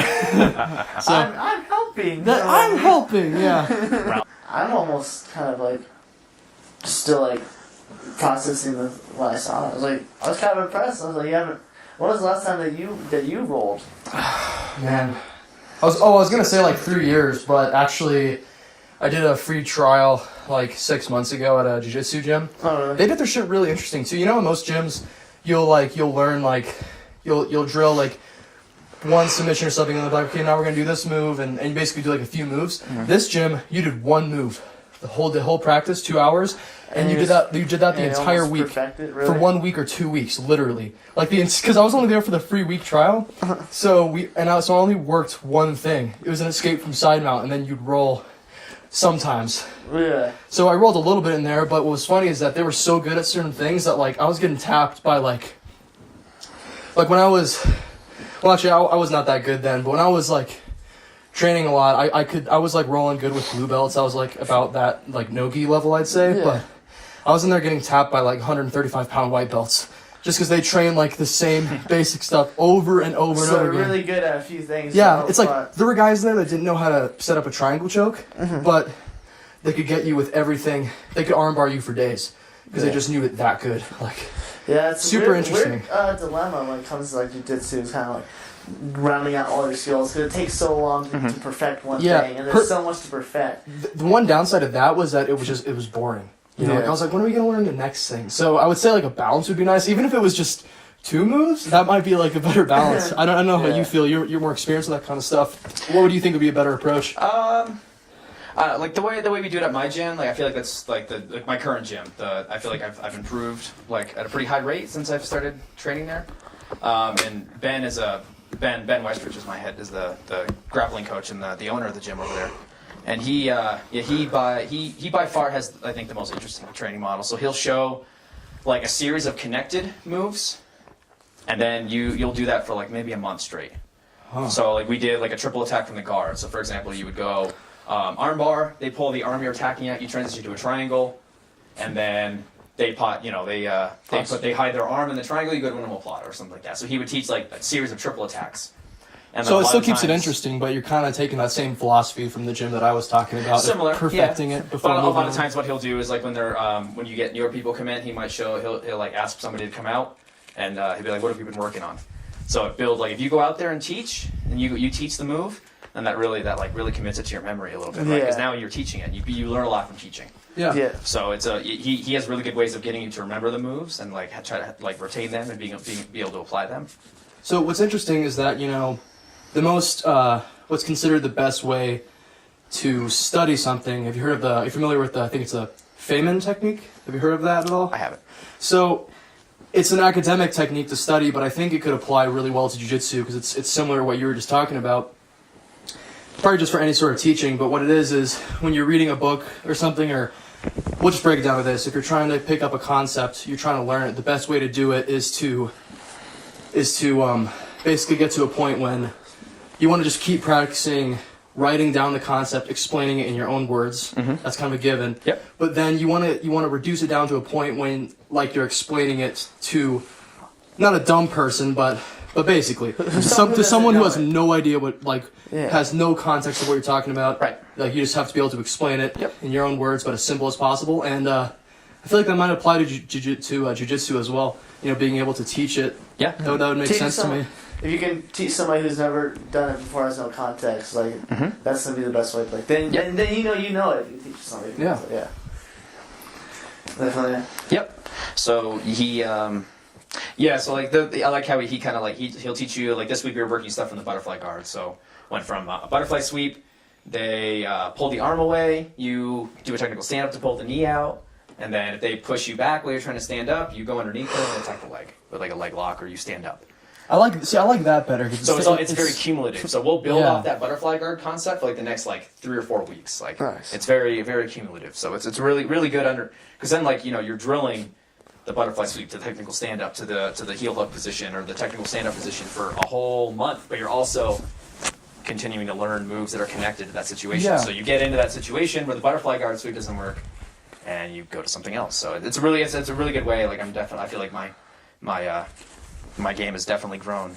That makes total significantly. sense. Yeah, and I mean, there's just something true psychologically about if it's boring, and they're not going to tune in as well. And so I like that balance because you're doing one position and then you're throwing these sort of simulations into it. Like, well, what if he stands up from there? Yep. What do you do from there? What do you do if he does this? I don't know. That's a way better way of doing it. I might check out that gym. Yeah, I hope you do, man. How much is that every month? It's I think $115. But you get $115, but you get all the jiu-jitsu classes. So Monday, Tuesday, Wednesday, Thursday, Friday, Saturday, and really, yep, for and Muay Thai is included in that. So like for me, like Mondays I teach kids classes, and then I do jiu-jitsu. Then I go to Muay Thai. Tuesdays I do Muay Thai sparring, and then jiu-jitsu, and then so there's just tons of classes. Like Saturdays have recently grown. Do they have gi there? Or Yeah, Mondays, Wednesdays, Mondays, Tuesdays, and Wednesdays are gi, and then Thursday, Friday, Saturday, no gi. Nice. Which one do you prefer, gi or no gi? No gi. Okay. No gi. I don't like. Because my takedown base is mostly wrestling, so I hate when like people grab my gi and like grab my lapel and just like frame their arm away. Then I can't shoot on them. So it's if you're an MMA fighter too, it doesn't transfer as well. Actually, it kind of does. So like my coach was just kind of talking about this today. And if you train MMA, you have gloves on most of the time, right? Somebody grabs your glove, it's not too much different than somebody grabbing your sleeve, right? Right. Yeah. So if you know how to break somebody's sleeve grip, you're going to be able to break their grip on your glove. Yeah, but like as far as submissions though, submissions are so much different with no gi. Like all the it's like most of the chokes you like set up with using the gi.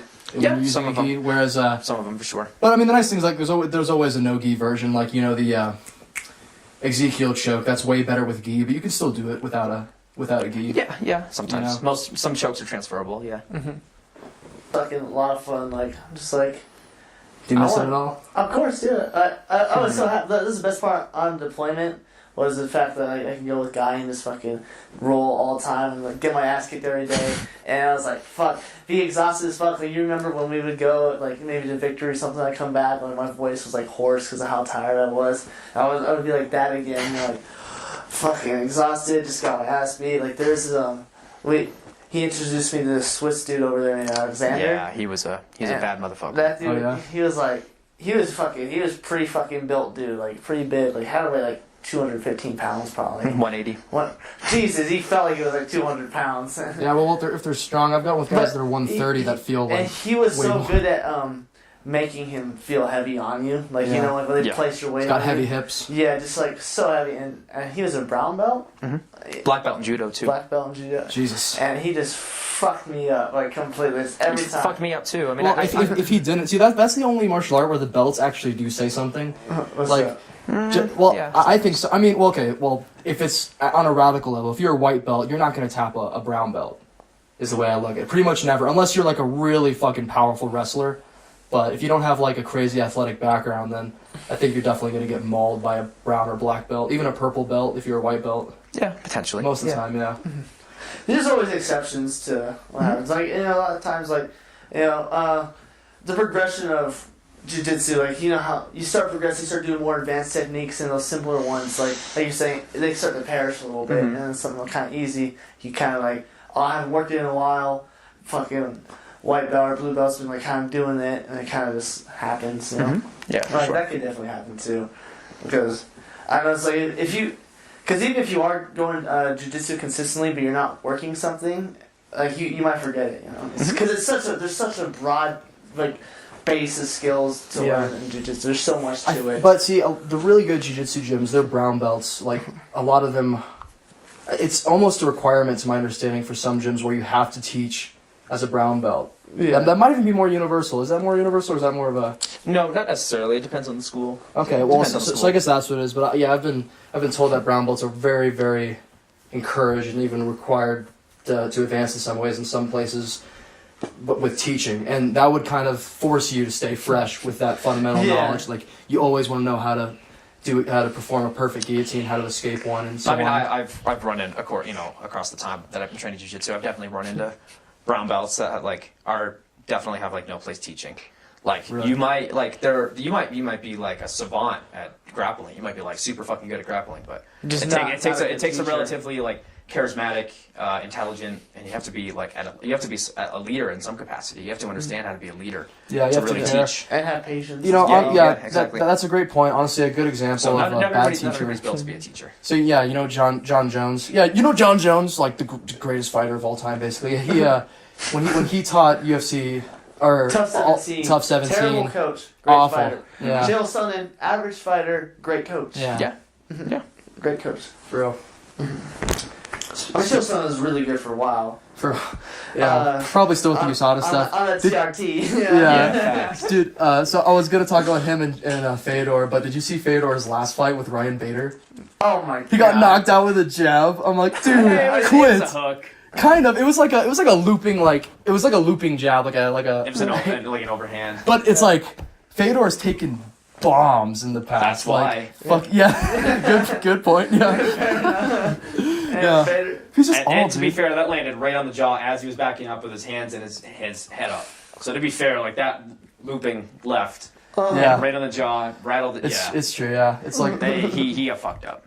I mean. But Fedor, like 15 years ago, It's still a testament to that he shouldn't be fighting anymore. Because Ryan Bader is not like, he's not this top line guy anymore, and Fedor was the best. And I don't know, maybe I'm just biased because I'm tired of seeing these legends die. Like that BJ Penn thing was obviously just ridiculous. Bellator is such a weird thing because they have a lot of really good upcomers and a lot of wash-ups. So I'm like, They have, I think they need to separate them. Have a legendary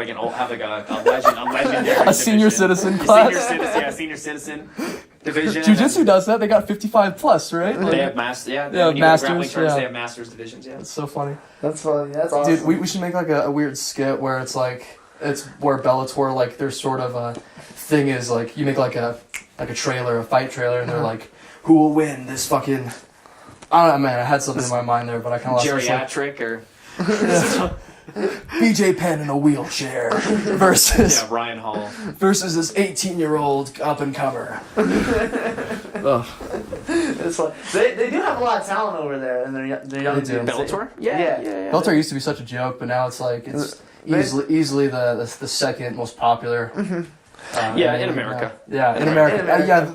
They're not even the best though. Like FS1 has a lot of good fights.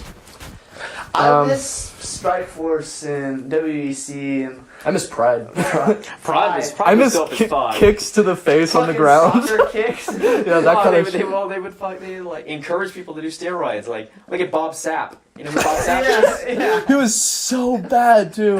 He beat Ernesto Hoost. You ever seen that fight? Yeah. I've seen. That was Ernesto Ernesto Hoost. Hoost is like somebody I try to like model my striking off of.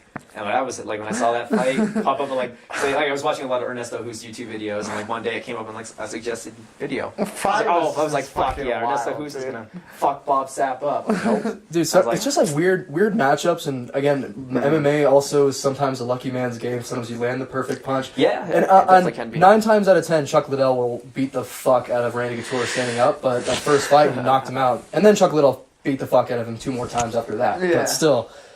But I mean, Mirko Cro Cop was like the baddest man on the planet, it seemed like, for a little bit. But he's lost to some guys where I was like, what? Like, he got the fuck beat out of him, like, by some average dudes at one point. He was towards the end of his career, but one of the most notable ones is when Brendan Schaub kicked his ass. Yeah. I was like, what the fuck? Like, Brendan Schaub beat up Mirko Cro Cop, like, pretty bad, too. Like, Yeah. that was I sad. surprised by that one. Yeah.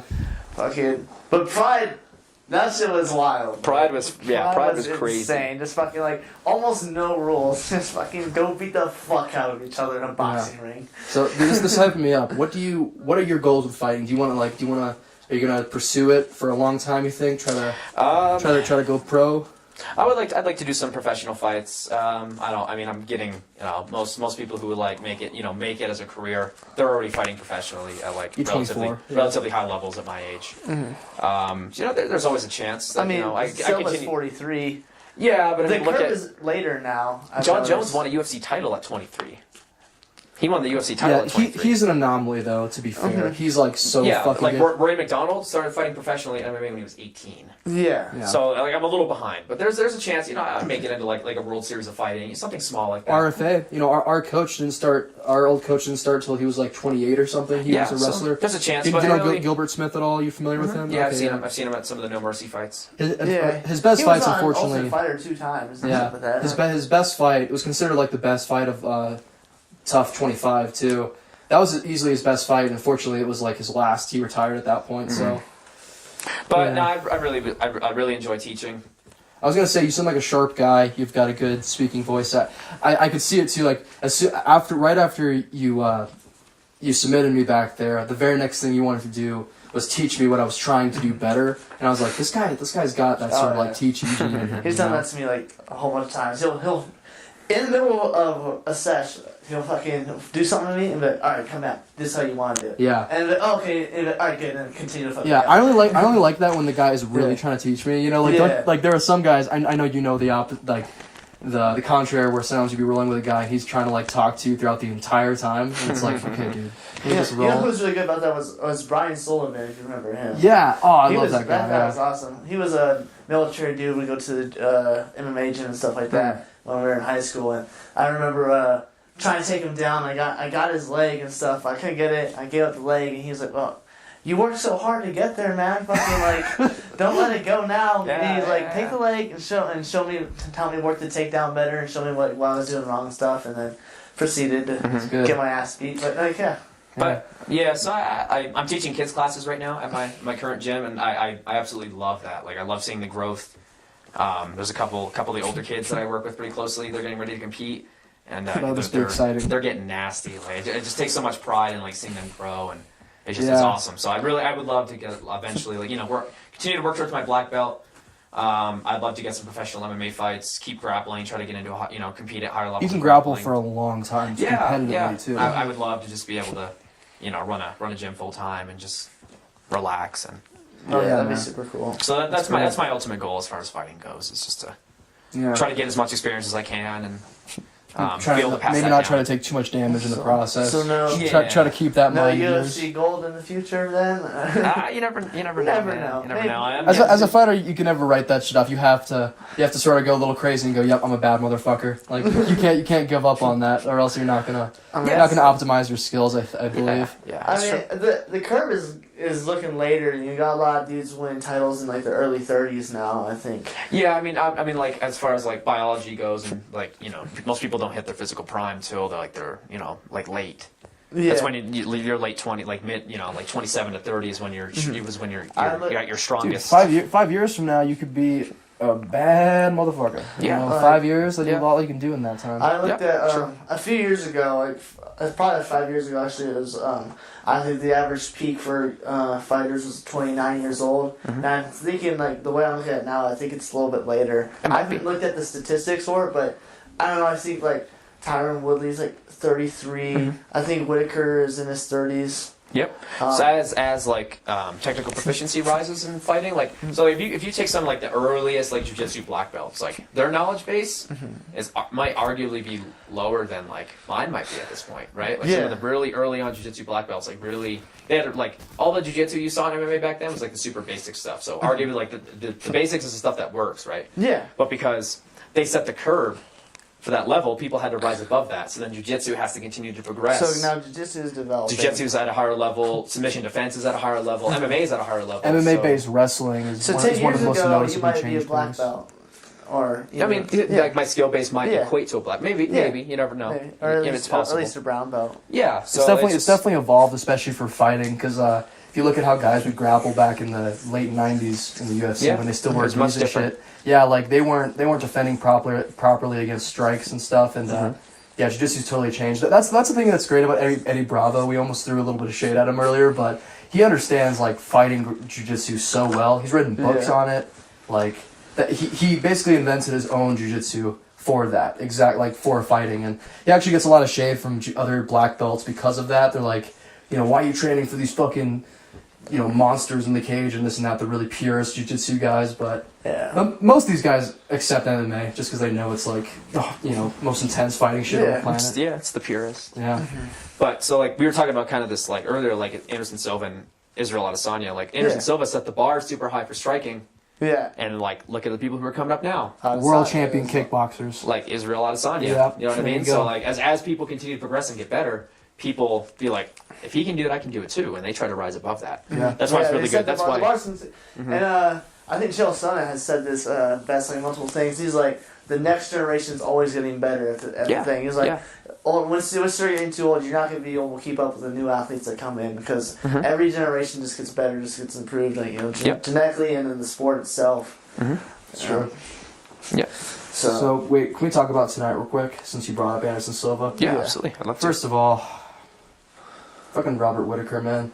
That is we were talking. disappointing. Tristan and I were talking about that on the way over here. Like, I feel like did the hernia fucking pop out last night? Like, Yeah. I'm getting madder the more I'm thinking about it because at first I was disappointed and now I'm like, really make any wait a minute, sense. why are you doesn't pulling make out sense. last minute? The first thing I think, Literally the day of. yeah, I'm like, okay, so is this so the UFC could still sell tickets? Is that what's going on? that's what I was reading. He said the exact same thing. Really? I mean, like he made weight. He cut weight. He did the weigh-in yesterday. How do you not know about this? That's what I'm saying. He's probably in pain, And, right? and then Like, he was he saying probably there's a tried- physical examiner, like a doctor. Like I know like when I go for these weigh-ins at this fight, like they have like a doctor who like is gonna like oversee the weigh-ins and like take a quick peek at you before they like sign off and allow you to fight. Yeah. So like I feel like the UFC is like the prime MMA organization globally. Like how did they not catch a hernia? So I'm wondering. It's weird. And a hernia It's is weird. not. Obviously, you're not doing anything physical fucking fight week. Right? Like maybe some light works in that role. Like you're saying, you're you feel a hernia. Like this isn't. Yeah. I think he might have the day of. Like, he might have tried to cover it up himself. Like he might have felt okay with it. I mean, you never know what he was feeling. Like he could have been fine. Yeah. Just be like, it's a little fucking hernia. I'm really trying to empathize with it, but I'm also like, Yeah. What's I'm almost like the day of replacement though. fight. Yeah. You know, even 1 week in advance, somebody is gonna say, "I'll fucking fight for the title next week." Wasn't it like a few days Anderson Silva like went up and fought Daniel Cormier? When Yeah, someone it's on pulled like up? 2 days It's notice. 2 days, 2 days notice, Silva yeah. took that fight. Fat Anderson Silva fought Daniel Cormier. Yeah. Almost TKO'd him in like the last that like liver 30 kick? seconds. That's Yeah. Yeah. Like you saw the Cormier. pain in his face. He's like, Cormier wasn't taking him seriously up until that point, and then Yeah. he was like, "Oh fuck." And I think it took him seriously. I mean, because Cormier just laid on him he the just laid on him. Like entire he time, respected his power, but once they stood up, I could see fear in Cormier's And eyes. then once he got hit with that liver kick, he was like, "All right, I had time to finish." Yeah. I wish I could hear the squeal that came out when he got. He's like, ah! Yeah. But I've been kicked in the liver. I've been dropped by a liver kick. I know how Yeah. it feels. I mean, he could have easily been knocked out there, but I mean, he held on for that little bit. Mm-hmm. Oh man, We I were. wish Silva won that fight. That too. would have been awesome. He would have been a 205 champ. Would he have been if he had won that? Or was it just because it was originally supposed to be a title fight? I know that. it probably became an exhibition. I'm not really sure. Yeah. I don't know, but regardless, there would be one. Well, there would have been somebody who would have stepped up to the plate on a week's notice. Yeah. Yeah, but like I said, who knows? I think Whitaker was probably just like, it's not that bad. I can deal with it. Yeah. Like obviously, I mean, he was. You know, Or who maybe knows? he's trying to play it out. Maybe like, all right, let me see. Like, maybe I'll feel better tomorrow. Maybe I'll feel better tomorrow. He could. Yeah, he could have just. You never know. Maybe the doctors figured it out last night and like came to a determination. So That, yeah, like, no, this, he's not- he can't. This optimism is worth thinking about, but also it just UFC has been pretty shady in the past, especially with all this John Jones business, and now I'm like, okay, And was this thrown selfishly, under like, I the wanted to the see rug this, so they could yeah. sell tickets? Because that's honestly my suspicion. Because it just like something just doesn't feel right about it. I don't know. But Yeah, That's who just how I knows? feel. like, Yeah. if you look at all the talent in the fucking the 185 division or the 170 division, Probably more so the 170 division. You probably could have got somebody to come up to fight at 185. Donald Cerrone was in. Yeah. Donald Cerrone literally said, "I'm already in Australia. Fucking throw me in. Yeah, I'll take it." Wow. Because he probably is weighing around 185 right now. You know. Probably walks around a little more than that, I'd think. I don't know why, but maybe not. Usually, How tall is Donald Cerrone? Like 5'10", I think. Okay, no, yeah, I can see He's that. I can six. see Maybe that. maybe 6 foot. He's a little taller than Yeah, a lot he of the is a bit 155ers. The That's what I average, thought. I think I'm pretty sure like the average height for 155er is like 5'10", 5'9", and some change. I think I remember him fighting at 155 and being slightly taller. Okay. So he might, but Yeah. he's probably in the mid 170s. It probably wouldn't be. I mean, If you look at like there's a lot of dudes at 170 like who probably walk around at 185, maybe 190, who could have, if you had told them like last week or like 3 or 4 days ago, even like, hey, you want a title shot? They would have been like, yeah. I think like almost any fighter would have said yes to that. You know? I'd be down to see Kelvin fight anyone too. I always like watching Kelvin him is a fight. pretty good matchup for a lot of people. Yeah, because the way he fights. especially since he learned how to Yeah. box real well. Like he can His box. boxing has come a He can long box way. a lot of guys up actually. I 'cause mean, a lot of I guys don't remember- focus on how to just straight up box someone. You I know? remember watching his fight with Tyron Woodley a few years ago and being like confused because I thought he had won the fight. He had pushed the pace. It was not a super intense fight, but he had pushed the pace. I don't like Tyron Woodley. Yeah, I'm not a fan. I like watching Tyron fight. You used to when like he Tyrone, tried- right? When he was like exciting. I mean, Yeah. he used to be kind of exciting to me. He He also didn't really show his before he character was, for a long Before time. he was a champ, he was a really cool guy. Like, Yeah. like when he was fighting that Condit. And stuff Yeah, like I that. feel like he's just kind of like trying to ride fights out. Like that Damian Maia fight. Yeah, That was- lost a lot of respect. Come on, They man. set a record for least amount of strikes in a fight. Like, They did. They did. And, like, that's and not it was the a title record fight. you want to set. Like Damian Maia was trying his best to work his game. Like, And that's not the first time that's happened to Damian Maia, because Anderson Silva did the same thing fucking years back, where he had to fight Maia and he fucking just bullshit the whole thing. So yeah, it's like some people refute or argue against that because they're like, well, if he can win, then you should you should respect that. And I respect guys that can win, but I respect a guy a lot more. A lot of people don't like him, but I respect how Khabib can win, but still fuck everybody up. A lot of people just don't like his fighting style. I'm like, okay, great. So you can't respect a guy that can control anybody in how, any how way do you he not wants enjoy a dude that has literally Yeah. closed the distance, clinched, and thrown dudes like over his fucking to. head. Knock down Conor McGregor standing too. It's like, okay, what else can you complain about now? Yeah. But Tyron Woodley, Honestly, I can understand that a all I little complained more. for Khabib was that I was like, this dude never fucking fights. He fights like once every 2 years. And that's how I felt. At least. Khabib? Yeah. I mean, it's smart. It's smart for his career. yeah. I was He's like, undefeated. He everyone has a says- pretty drastic weight cut. Yeah. Yeah. So it's I know, smart. I It's just smart got for his- annoyed because like I had seen him pull out of a couple fights as well. I was just like, Yeah. dude, Yeah, come that's the on. one thing. I really wanted to see Ferguson, man. That has to happen. It's gonna happen. I think Ferguson is the number one ranked dude in the division. Like they have. Is he? I thought he was I'm number almost 2. positive. I thought is McGregor now number 1 anymore? Not anymore. No? I'm almost positive it's Ferguson. Huh. Wish we had a fact checker because I'm really curious. Yeah. I'll fact check it right now. Okay. I had Yeah, just looked at the it's standings. fun. Our recently. guests have been like the main fact checkers lately, but Yeah. shouldn't be that way. But that's okay. I'm just curious because that division We is need a Jamie, Interesting. like in the Joe Rogan. exactly. podcast. Yeah, we've been talking about Yeah. that. I talked to a guy a little bit. We'll see how that happens. It's like until we're making some money though, that might be hard. Yeah. Yeah. Like, we want you to sit there and look stuff up for us, but like not really talk that much. Like, you cool with that? Like, Yeah. and we're not gonna give you anything for it. See, my first goal is once we start making a little bit of money, or once I just start making more money at Safeway, Yep. I might offer to buy him dinner or something. That might be. Yeah, might be the way Ferguson's to do it. number 1 ranked. Yes, who's number 2? Give me a second. I think it's McGregor. Okay. Well, either way, I knew he was like 1 or 2 or 3 years, but I mean, yeah, and then if McGregor's fighting Cerrone, what am I thinking? Then yeah, he's like they're obviously not going for the rematch right away. Oh yeah, I mean that's the fight to make: Ferguson versus Khabib. So you think if Adesanya wins tonight, that he gets the next title shot? I mean, I don't know what his. Hold on, let's see what his. The way that UFC I don't know what works- his rank is. Like, I think I think he's number Adesanya- 6. It doesn't really matter In though the in the 185 UFC. division? They don't really Yeah. work like they don't work super properly. You know, if he beats Anderson Silva here, I'd He'll say be 16-0. I'm gonna give it like a 70-30 chance he gets the next title shot. Honestly, I think so too. Because it works It in a really might be an weird way. interim title shot. They're like him. Yeah, versus McGregor's Gastelum. number 2. Okay, thanks for checking that, man. Donald Cerrone's number 9. and he's getting like an interim title See, shot. exactly. That's what I'm saying. Yeah. So I think Because a lot of times, like, just big name fighters just get it. I want to see Edson Barboza fight McGregor. I think that'd be good. Edson did a way better job against Khabib. I mean, he still got fucked up, but he actually stood up a few times and you know, he was like trying the whole time. His dreams got crushed. You think if Later McGregor was to fight Khabib again, he'd be a lot more successful? Not right now, to be honest. I want to see how he does against Cerrone. I want to see if he's got fire left in him, because I don't know. It's like I almost feel like Conor McGregor came in, made his fucking millions, and he was like, "All right, boys." McGregor? Yeah, that's how it feels like a little bit. I don't know. Yeah, he's doing a lot of stupid shit. Like I heard, like he cheated on his wife. Oh fuck! I didn't know Like, that. yeah, he cheated on his wife. He got arrested in New York for throwing the dolly through the bus window. Yeah, that's pretty fucked up. I don't know. He's obviously like a pretty materialistic person. Like you look at his like social media, like he spends a lot of money. he looks really crazy on Instagram too. Did you see like that Yeah. little bathroom thing he did, Oh. where he's like looking in the mirror and he's like, "You're the fucking man." He's all laughing at himself, like he's just talking to himself. He looked like he was coked out. Probably But was. if he Probably. yeah, but if he doesn't do coke, then he's just crazy. So He's rolling around in like Rolls Royces and Ferraris and Yeah. got a Dude big ass made a house. lot of fucking money. I think he's made a lot of money, so he doesn't really have like the financial drive. yeah, like to really that's the fight thing.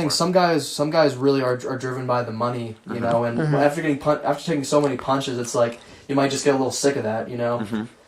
I don't know. It's like whereas you see Khabib and it's like that guy's probably gonna compete just because he fucking wants to. No, I compete, think you he know? said he doesn't want to do any more fights. I think he said. He wants to move to 170. Does he? He said he doesn't want to cut weight anymore. I want to see him. I think everybody wants to see him at 170 because it's like I think he'd fuck that division up as I want to see Ferguson and then I want to That's care. a pretty. I think that might be the most jacked division in the UFC is 170. Well, Oh, I mean, I think so. 170 is the most common weight. Yeah, you look at the fighters they got there. 170 and 155 are the average weights for. You can have some big guys still as welterweights. Like the Like fact that Tyron Tyron Woodley. Woodley's a welterweight, I'm like, That dude is What a the fucking GI fuck? Joe, like real life. I don't get how he does it. Like you look at like Stephen Thompson. Fucking, Yeah. he's ranked like number 4, and he knocked out Whitaker in the first round when they fought. Mm-hmm. It's like they have a lot of fucking talent right there. Kamaru Usman's really fucking good. yeah, like that. That division has a lot of fucking talent. And I'm just like, fuck. Yeah. And it always has. Like those wins will be by inches at a point. just 'cause GSP. So you think that GSP and Khabib will fight at 170? If They got confirmed. I'm almost positive. They got confirmed. Pull that shit up, Jamie. I'm about to. So like I. Oh, you actually have the perfect name for it though. Pull that shit up, guy.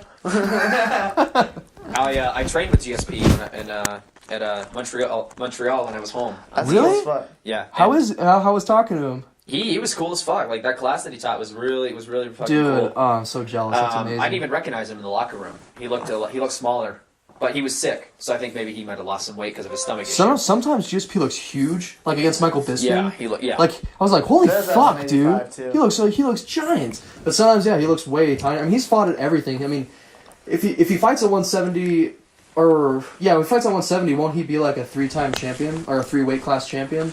no, No, he won it. He held out 170 before. for a long time. That's Years. That's what he was at. Oh, so it's 155 that they were talking because his coach was saying something about him being a potential 3 division champion. So was it 155 he hasn't won at? Yeah, he hasn't He's won too at big for 155. 155, dude. I mean, that's what everybody says, but his coach said otherwise. I remember his coach saying he would go lower. He's fucking massive. I don't think he'd be able to fight at 155. Yeah, I mean, Yeah. But Johnny Hendricks would cut like 40 pounds. he though, talked so. about after class one day after class he was talking about like how to beat Khabib.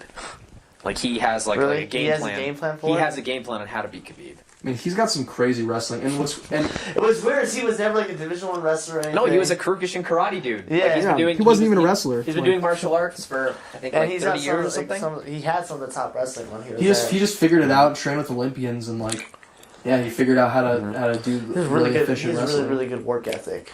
Like Fucking Yeah, gy- he's a grinder. he's a gymnast on the side. He's just like, I should do that. Yeah, after class, like every day after class, he teaches every Monday at TriStar in Montreal, and he does backflips after class every day. that's cool. He just That dude's- he had a big crash pad after we all went around and said thank you for class, and he just moved this big crash pad onto the mat and was just doing backflips. What a fucking monster, man. He's a cool as big fuck. motherfucker. So yeah. would you guys want to see him versus Khabib? Absolutely. I think that'd be I would, great. yeah. I think I don't know. He has fought one time in like the past 3 years. He's older. He hasn't fought anybody like Khabib either, so yeah, it's like I would love he's to been training with people like Khabib though. I would- He teaches every Monday to some of like the up and comers in the UFC. And I Like- saw him training with those If- dudes. if He's it- still fucking them up. If it was GSP 5 years ago versus Khabib now, I would be so hyped for it. I would still be hype on it. I just would be a little scared yeah, for him. I just I don't want to see GSP lose. You know, like you're talking about like legend killer fights. Like that's like another GSP one. is still in very, very good shape, and he's still fucking dudes up. Like I said, like there were some like I mean, he fucked up Michael Bisping. Yeah. All right. some good UFC fighters at TriStar when I went up there, Really? and And he was teaching them. The thing is, slaughtering them. he never stops. He never takes like big breaks. Yeah, he even never- on his I own don't think time. he ever He's stopped still training. training. He's Yeah, I still don't training. think he Just ever because stopped training. he's not fighting doesn't mean. I mean, he's still doing jiu-jitsu competitions, from what I understand. He's still competing. He's still training with very high level dudes. So Yeah. I think he's Give got me some. some He's hope. got some of the best. I think he's got really good coaching. Well, then yeah, I turn it around. I want to see that. I'm glad we got insight from somebody who's like trained with GSP. That's nice. I don't know if he'd fuck Khabib up, but his game Good plan- match though, you think? Yeah, I mean his wrestling is just as good. I think he's a little bigger than Khabib. His Yeah. striking is better. Khabib by is just far. like unnaturally strong too. Like, Well, he he's grew up one of those. wrestling bears, so Not even an over exaggeration. No, that actually happened. Yeah, That was a I real love that thing. I love that footage of him as like a little kid In wrestling a- with a baby bear. I'm like, what the Tip- f- and he tip- took it down. typical Eastern European wearing a tracksuit, Yeah, wrestling a bear. his dad is hilarious, man. Like seeing that guy, he's like the most Russian motherfucker I've ever seen. Oh my god. That's pretty exciting. Yeah, I mean, I'd be down to see it. So real quick before we move on anywhere else. Yeah. Israel Adesanya versus Anderson Silva. We're all gonna go watch these fights, to my understanding, right? After this? yeah, absolutely, Yeah. yeah. So what time is it, by the way? They start at 8. They always start at 8 o'clock. No, but what time is it now? Sorry. Oh, 6:47. Okay. We got time. Yeah, we're pretty good. We want to get a table, but so who do you guys got? Israel Adesanya versus Anderson I think Silva? we all have on sound. Yeah. Yeah, I think everyone knows I'm that. making sure. Yeah. Yeah, Adesanya. So if Anderson Silva was to win, okay, so because here's the thing, MMA's unpredictable. Mm-hmm. So I would say 9 times out of 10, Adesanya wins. 8 times out of 10, optimistic for Silva. So I know there's 1 or 2 times that Silva could possibly win. How do you think he I could mean, win? Silva's fight with Bisping a few years ago. He fucking nailed him with that front kick. Yeah, and hit him with that flying knee. The flying knee, and then, dude, I'm still mad about that. He fucking knocked Bisping out before the Yes, round he did. ended. That was one of the worst calls That's in like MMA the- history. The like buzzer call. buzzer was maybe a second from going off as Silva was in there. Yeah. He made contact as And- the buzzer went off. So Yeah. that should have been a knockout. That was a knockout. Like I Yeah. don't see any evidence that says it's not a knockout. Like that was like the worst thing I've ever seen. It's, I quite, completely agree. it's in the top 3 worst calls in MMA ever, Yeah, like, honestly. that was- Yeah. that was Bisping terrible. should have been knocked out. That, And that was then- definitely a knockout. So I think Silva. People are How would he under- win I out of think- those 1 or 2 times out I of 10? think. I think people are underestimating him. I think he has a chance. You know, everybody has a chance at MMA. MMA is unpredictable. Yeah. I think just a good counter, like slip and hit, just a good hit. His head movement's still really His- good. He's got. I think he has the greatest head movement of all I don't time. think he's gonna take him like Adesanya lightly like he did with Weidman either. No, he can't. He can't afford to do that. Yeah. If he wants to remain legitimate, this is his time. There seems to be like mutual respect, like at the weigh-in and at the. Oh yeah, I mean, if you don't respect Anderson Silva, like You're gonna get fucked up. Your name is Chael Sonnen, and you got triangle choked. Okay. Yeah. and then knock the fuck out Yeah. the second time. Yeah. Yeah, if you don't respect him, then No matter what, I'm excited to see this because when Adesanya wins, I can just see Anderson Silva going up to him and like just. It's like I can't wait for that torch, hero you know? like respect moment. Yeah, passing the torch. Yeah, There you that's go. kind of what it feels like. Oh man, yeah, it's a legacy fight no matter what happens. Even if he gets knocked out in the first minute of the first round, I'm equally excited to see that like mutual respect moment at the end of it, and I don't know, I'm excited for that. It's gonna be cool. Do you think that Adesanya can hold a title at 185, like win it and defend? That's a better man. question. That's a better question. I want to see. Imagine him and. Because there's a lot of talent at 185. Imagine him and Romero. I would like to see that. I think Romero would overpower him. I want to see him versus fight Luke Rockhold as well. I think that would be a really good. Luke one. Rockhold, yeah, I be good. I don't know. think he has a better chance he's, of Rockhold than Romero, but I don't know. See, it's really hard to judge because like. It really is about like it's really about the matchup. Like, all those dudes like beat each other in that division. Exactly. Because like you have Souza who Yeah. lost to Romero, then like Whitaker beat Romero, then you got like Weidman's in the mix. He's been losing, but like his fight against Souza, like he almost won that one. It was a really close fight. You just got a lot of guys who are like all kind of neck and neck with each other in there. Mm-hmm. It's like I think I don't know if he'd be able to hold the title. I think that 185 division is so dynamic. If he can beat, if he can. So who do you think's the worst matchup for him? I think Whitaker. Interesting. Whitaker's striking Romero. is. I think Whitaker's striking is maybe not quite on par, but good enough that he could stand with him if he needed to. But Whitaker also has like decent wrestling.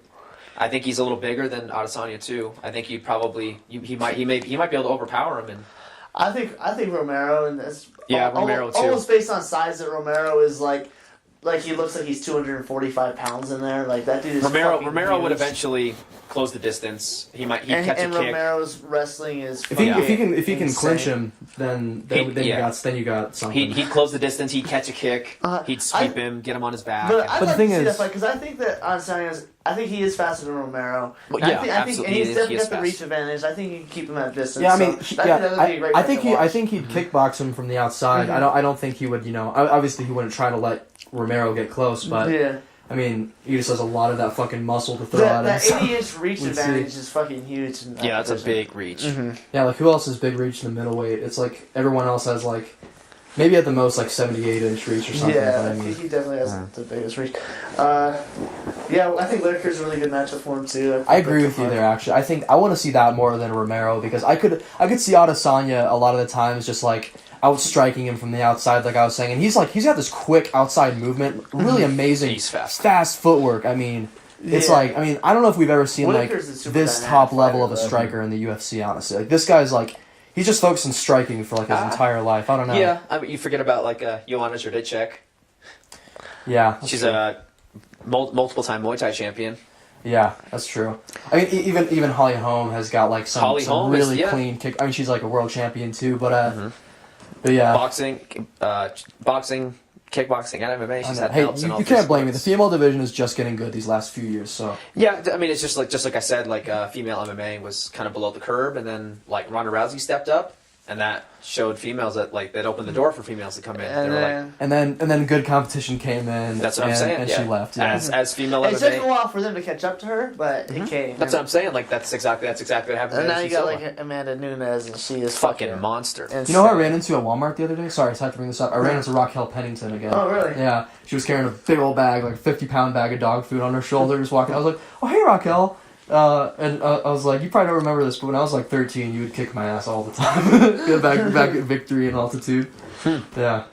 She's strong as fuck. I think she's ranked number 4, actually. In the Raquel division. Pennington. Yeah. She just lost a title fight a little bit ago, unfortunately. Rose Namajunas trains in Colorado here. Trains here in Colorado Does too. she? Up Really? in somewhere, I think in Aurora or something. Nice. Is that with Atiya Dilshaw's gym, potentially? Maybe. I'm not Okay. entirely sure. 'Cause, his is in Aurora, I think. A lot more fighters are coming out to Colorado to train. It's been an MMA place for a while, actually. Yeah, there's a lot of jiu-jitsu and a lot of just a lot of fighting. and then One the of my, altitude, of course, is really good. Yeah, I was just going to talk about Altitude. One of my teammates fought a dude from Altitude, and the motherfucker had Neil Magny and Drew Dober in his corner. Oh, wow. I don't even know if Altitude's a thing anymore. It is. Is it? Yeah, they had 2 fighters. They on must this, have moved because this they're card. not the It old was, place. I think, 2 weeks ago. I think. Really? Yeah, my 3 of my teammates fought. Yeah, Altitude is like Here in the Springs, one and of the biggest gyms. I don't think Altitude that brought a stays few in dudes program. down. They brought a chick down too, and she got fucked up. She got fucked up. Is Pariah still a thing? I'm sure. Yeah, probably Yeah. the thing. Oh man, you didn't hear about this fucking drama with Victory? Well, I'll talk about this after the podcast, but Carlos isn't there anymore. Now it's just Victory MMA. No hustle hard boxing. Oh, really? Yeah. Wow. Real big drama. Jamal actually did like a kind of short podcast about it. Really? Yeah. I'll talk about it after. Yeah, of course. What's your favorite division right now in the UFC? The 55, just because like that's the division that I'd be fighting in. Yeah. So that I mean I don't know. I like to look at dudes that I could kind of Be like, I might fight that guy one day. maybe and it's also just interesting to see like people like my size. You know what I mean? Like fighting. Seeing like what works for them. I don't know. I like following the 155 and the 170. Nice. Trying to think of like a body type I can compare you to when a guy in the UFC. Like Me and 155. Khabib are built pretty similarly. He's probably a little bigger. Oh, yeah, a little. Because I mean, when he walks around when he's fat, he's like 185, 190 sometimes. I guess that's probably about you. Yeah, I forgot you're kind of dieting right now. Yeah. So when he walked out the room, I think he had told me like, because he had like his shirt came on, I was like, fuck, dude, you look a lot more ripped. Like, Okay, yeah. And he was like, yeah, dude, I was fat in Kosovo. I was 194 when I was like, Oh, jeez. yeah. Wow. In Kosovo, one of the camps we were on, they had a fucking all-you-can-eat buffet for every meal, and I was all-you-can-eat. There's no restrictions, so you could just eat as much as you Oh, want. jeez. Especially Yeah. breakfast, like because we were working like pretty shitty hours. We were doing like fucking midnight garbage. to 6 in the morning. So you're guard just shifts. starving and tired. You're like, okay, let's just. You just eat, go which is to up in a town. food coma to go to bed. Like I was eating like hash brown, like a hash brown bagel, bacon, and egg sandwiches. Yeah, just a fuck ton of food. That's when I got to my biggest. I got to like 166 out there. It was like All of us. Really? all of us. We were all- 166. well, yeah. What are you now, like 150? 155 maybe? 162 today. Okay, oh wow, yeah. Yeah, you gained a lot of weight in the army. Yeah, everybody was bulking over there. Like one of my soldiers was like 195, and now he's like I think he said like he's 160. I want to see a picture of you fat because I'm curious. Obviously, It wasn't be good. fat. Yeah, like you could show me afterwards. I was Yeah, eating a lot of pizza. Yeah. There was this. because they had like they had like a bistro, like you could order pizza there and stuff like that. So just getting pizza like every night, just Right. eating This, so much food. yeah, And it was cheap too. It was like $4 or $5 maybe. Yeah, it was cheap. Yeah. I was eating a lot of shitty food. Yeah, This- I was giving no fucks. No, I didn't give a fuck. I never knew how to like. Yeah. Grass-fed creatine. I'd go eat a DFAC and then buy pizza right after and go back to my room. Oh. And eat it. See, I had no idea what clean bulking really was when I Yeah. was like bulking. I was like, oh yeah, I just got to eat 4,500 calories a day. Oh my That's it. 70, 80 grams of protein, which you don't ever fucking need. But so I never knew to do it though. I don't know if you remember how I used to eat, but I got pretty big at a point. I was like 5'9" at the time and like 190 something. Oh, so I was like stocky. I could show you pictures tonight. Like my arms, I was like, holy fuck! Like I hate knowing that my 16-year-old self could beat the fuck out of me now. I'm like, come on, man. I'm 20, man. But yeah, I was so fucking unhealthy. Like, my God. Now I have digestive problems because I would be eating like 4,500 calories a day, and like half of that was probably bread and shit, like sandwiches. Yeah, that's like bad. a whole bunch It's of like, food. to be too. honest, if Pop-Tarts. yeah, exactly. So Yeah. many Pop-Tarts. I was eating anything I wanted. Donuts, Yeah, dude, just boy. because if you, You're if like, I would track my calories. Eat donuts and drink milkshakes, bro, when we go to the gas station. Yeah, I would say this shit. Yeah, because dude, like even towards the end, like my biggest and strongest, I was like, because I felt fine because I was deadlifting. That was my best lift. I could deadlift like a crazy amount, Yeah. and then so I'd feel fine about myself, and then I'd be like, oh wow, I gotta track my calories. And I'm like, oh shit, I only ate 3,000 calories today, and it's like 10 o'clock at night. I better put on these calories so I go and get a bunch before of. you went to bed. That's a good way Yeah. to. So what? So now you wonder why I have digestive problems, right? Like, because I eat 1,500 calories and then go to like bed 2 hours, like an hour, just and then fall right To asleep. put this into context, I'm eating between 1,600 and 1,800 a day. Oh my do God. it in an hour. 2 hours. Hour or two, just fucking go down to the fucking gas station and get like a dozen donuts Dude, and like, some soda. Alright, calories. I remember I had my friend sleeping over. I was like 16, and I was like, oh, I didn't get my calories, and so I got all these donuts, and he's just sitting across from me in this room, and I'm eating, and Who he's is like, this, me? no, this was Noah. He was looking Oh, at me. okay. He's like, what are you doing, man? Like, how are you doing this to yourself? Like, I had no concept of how bad this was. I'm just like, just gotta get my calories, bro, so I can go deadlift 600 tomorrow. You know what I'm saying? Like, feel good about myself. Fucking terrible, man. Just eating fucking shitty as fuck. Yeah. So I had doing no cardio ever. I got big as fuck. I got strong as hell. The strongest I've ever been at like 16 or 17. But I got horrible. The reason I stopped doing everything, including jiu-jitsu for a while, is because I developed really bad scoliosis. That was probably from starting a little too young too.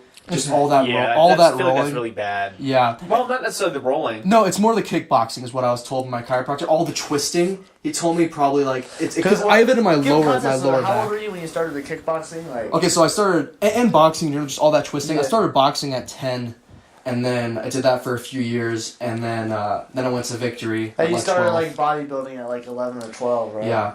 Yeah, I found my old MySpace the other day. Speaking of that, and I Oh, saw pictures. man. I saw pictures of me when I was 10 years old. I had like a full 6-pack, and I was Yeah. like ripped. I was Oh, like, I met you. Like, I told you I had really bad body. I still probably do to some degree, but I had really bad body dysmorphia. Like, I was telling this to someone the other day about when I used to play the EA MMA game. I would always make my guys 265 and as big as possible because that's how I looked at myself. That's how I wanted to be. Yeah. I made myself like 6'5" and 265. Just like terrible. I was like, yep, that's because I was still a kid. I was like, yep, I could still be that big and tall as one day. Like, I would make my dudes like 6 foot 5'11", 185, and like the rip setting. He's like, your guy looks pretty ripped there. like throw shade at my dude. I'm like, what the fuck? Yeah, I had that really bad stereotypical bodybuilder vibe this month. Yeah. She's like, you really think you're gonna look like that? I was like, I don't know. Yeah, I was being judgmental. My guy was meanwhile 6'5" and 265, just like bigger than Brock Lesnar. Yeah.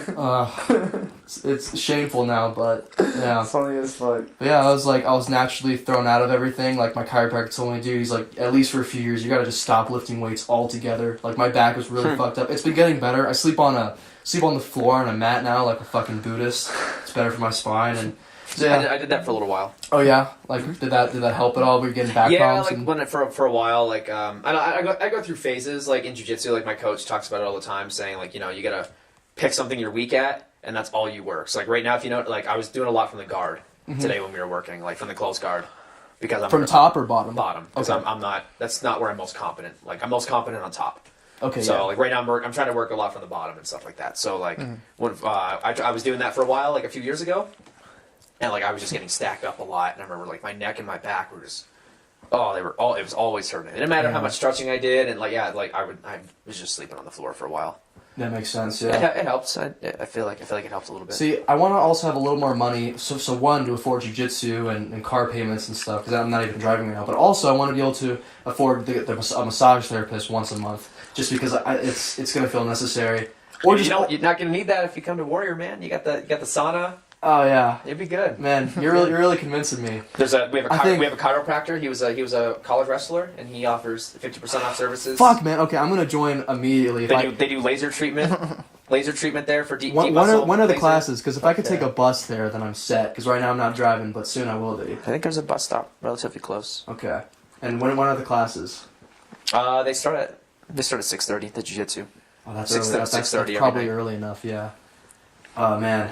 I might have to do 6:30 to 8:30, and then you can stay later to roll if you want for Muay Thai and stuff, or extra grappling. Yeah, I may skip out on the Muay Thai. I don't know. I'll see how I feel. Just because even shadow boxing now, like all the twisting, just really it fucks me. Yeah, I don't know, man. Like literally, so when you get scoliosis, your ribs are the placement's really sensitive for some reason, and I'll be shadow boxing sometimes, and my ribs will pop out.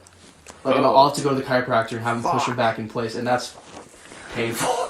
So yeah, but jiu-jitsu, it's like even though like the twisting going for like Kimuras or whatever, it doesn't fuck me up for some reason. But yeah, like just the explosive like twisting, which sucks too because I fell in love with striking first. But I don't know, grappling's like it's like the golf of the fighting world. You can do that till you're 70. You know what I mean? Yeah, and absolutely. So that's what I'm gonna do, dude. Seriously, man, I really appreciate it. I needed a catalyst to go back. So excited. Maybe we'll get Tristen to come at some point. Yeah, I want to go. Just like, you need to, man. I know. You're fucking. Now that you're doing Uber and stuff, maybe on your nights off sometimes. Yeah, you can Uber him over there. Yeah, there we go. Yeah. I'm just gonna manipulate rides. That's what I'll do. Like knocking each other out. Yeah. Yeah. Like last time I watched UFC, they're fucking one-arm Kimura. I'm like, what the fuck? Yeah, Michael Chiesa. I can't wait to see that guy more, dude. That guy. Michael Chiesa. Yeah. I mean, he's really good. Definitely something I want to pay attention to. That guy's so strong. He fights at 170, right? I want to see him and Damian Maia fight. I would like to see him and him and Damian Maia, him and Cerrone. Two really strong. Well, Damian Maia and I think that'd be an awesome a fucking awesome jiu-jitsu match. Yeah, seriously. Because he's a little. They both have very similar game plans. He's probably a little stronger though, Chiesa, and then. I don't know. Damian Maia used to fight at 185. But this guy used to be like 220 is what they were saying his last fight. He used to be 220. He was like when he was doing rowing in college and all that. Like he was a big guy. Yeah, big maybe. strong guy. I know. He used to fight at 155, and that was too hard of a cut. That's why he's at 170. I mean, I would definitely say Damian Maia's jiu-jitsu. I mean, he's like arguably like the best grappler. He's one of the best of this generation. We've seen. In the UFC for sure, he's the best. He's taken almost. He has, I think, the most rear naked choke wins in the UFC record. That makes sense. Oh, man. there's so many fights I want to see with them. I would love to see Michael Chiesa and Damian Maia. It'd be a great one. So, there's probably a little more we could do, but I'm thinking, do you guys want to get to those fights so we can start at the try table? to get the table Yes. and everything. I like watching the it's like a good prelims 20 too. minute drive from here. Maybe catch the prelims because prelims there's a lot like guys that you don't know, and you see some badass fights from there. Like Yeah, sometimes So, yeah. sometimes you do. yeah. And sometimes guys like Uriah Hall's still doing prelims right now and shit sometimes. So yeah. Yeah. BJ Penn and Ryan Somehow, Hall man. were prelim not too long ago. That last BJ Penn's knee got blown out. Fuck. Yeah, but dude, this was super fun. Yeah, really like hanging out and rolling. My ankle still hurts a little bit. I'm not gonna lie. This is the weak one, to be fair. If it was my other one, I'd probably be fine. That's one of my. I'd say, out of 10 times I go for that submission, that straight Achilles, Yeah. I probably get that 9 times out of 10. Oh, nice. Okay, that makes me feel better. Thanks for that ego boost there. It's one of my high success rate submissions. Oh, dope. Yeah, dude. Well, this was super fun. We'll definitely have you on again Awesome, after yeah. some ample Looking forward time. to it. I want to do like a nice group podcast too, where we get a lot of like contrasting people here soon. Like, so we got a fighter. It'd be nice to get Z Willie, a rapper, on here. Yeah, But he's also a rapper who like likes UFC. And yeah. stuff He like that. wrestled, So, yeah. and Okay. I don't know, It's like a vast. Yeah. person. Like we'll just have to like one day like do like a top 10 guests in one room podcast. It's like 10? Okay, fuck that. Maybe 5. Yeah, I've seen like Joe Rogan like fight companion. Well, they'll have like 4 or 5 guys. Those dudes Yeah. get fucking turned up. Yeah. Also, Yeah, they're I all love that they're shit. also yeah. When I come back on, I can drink and I'm not dying. That'd be cool. Yeah. Oh, yeah, That's what all definitely. those fight companions are. Them just smoking weed. Just and we get fucking high, getting drunk as fuck. Yeah. Yeah. Absolutely, man. Yeah, this was super fun. And, Yeah, for sure. Excited to have you on again, man. Yeah, thank you. Thanks, guy.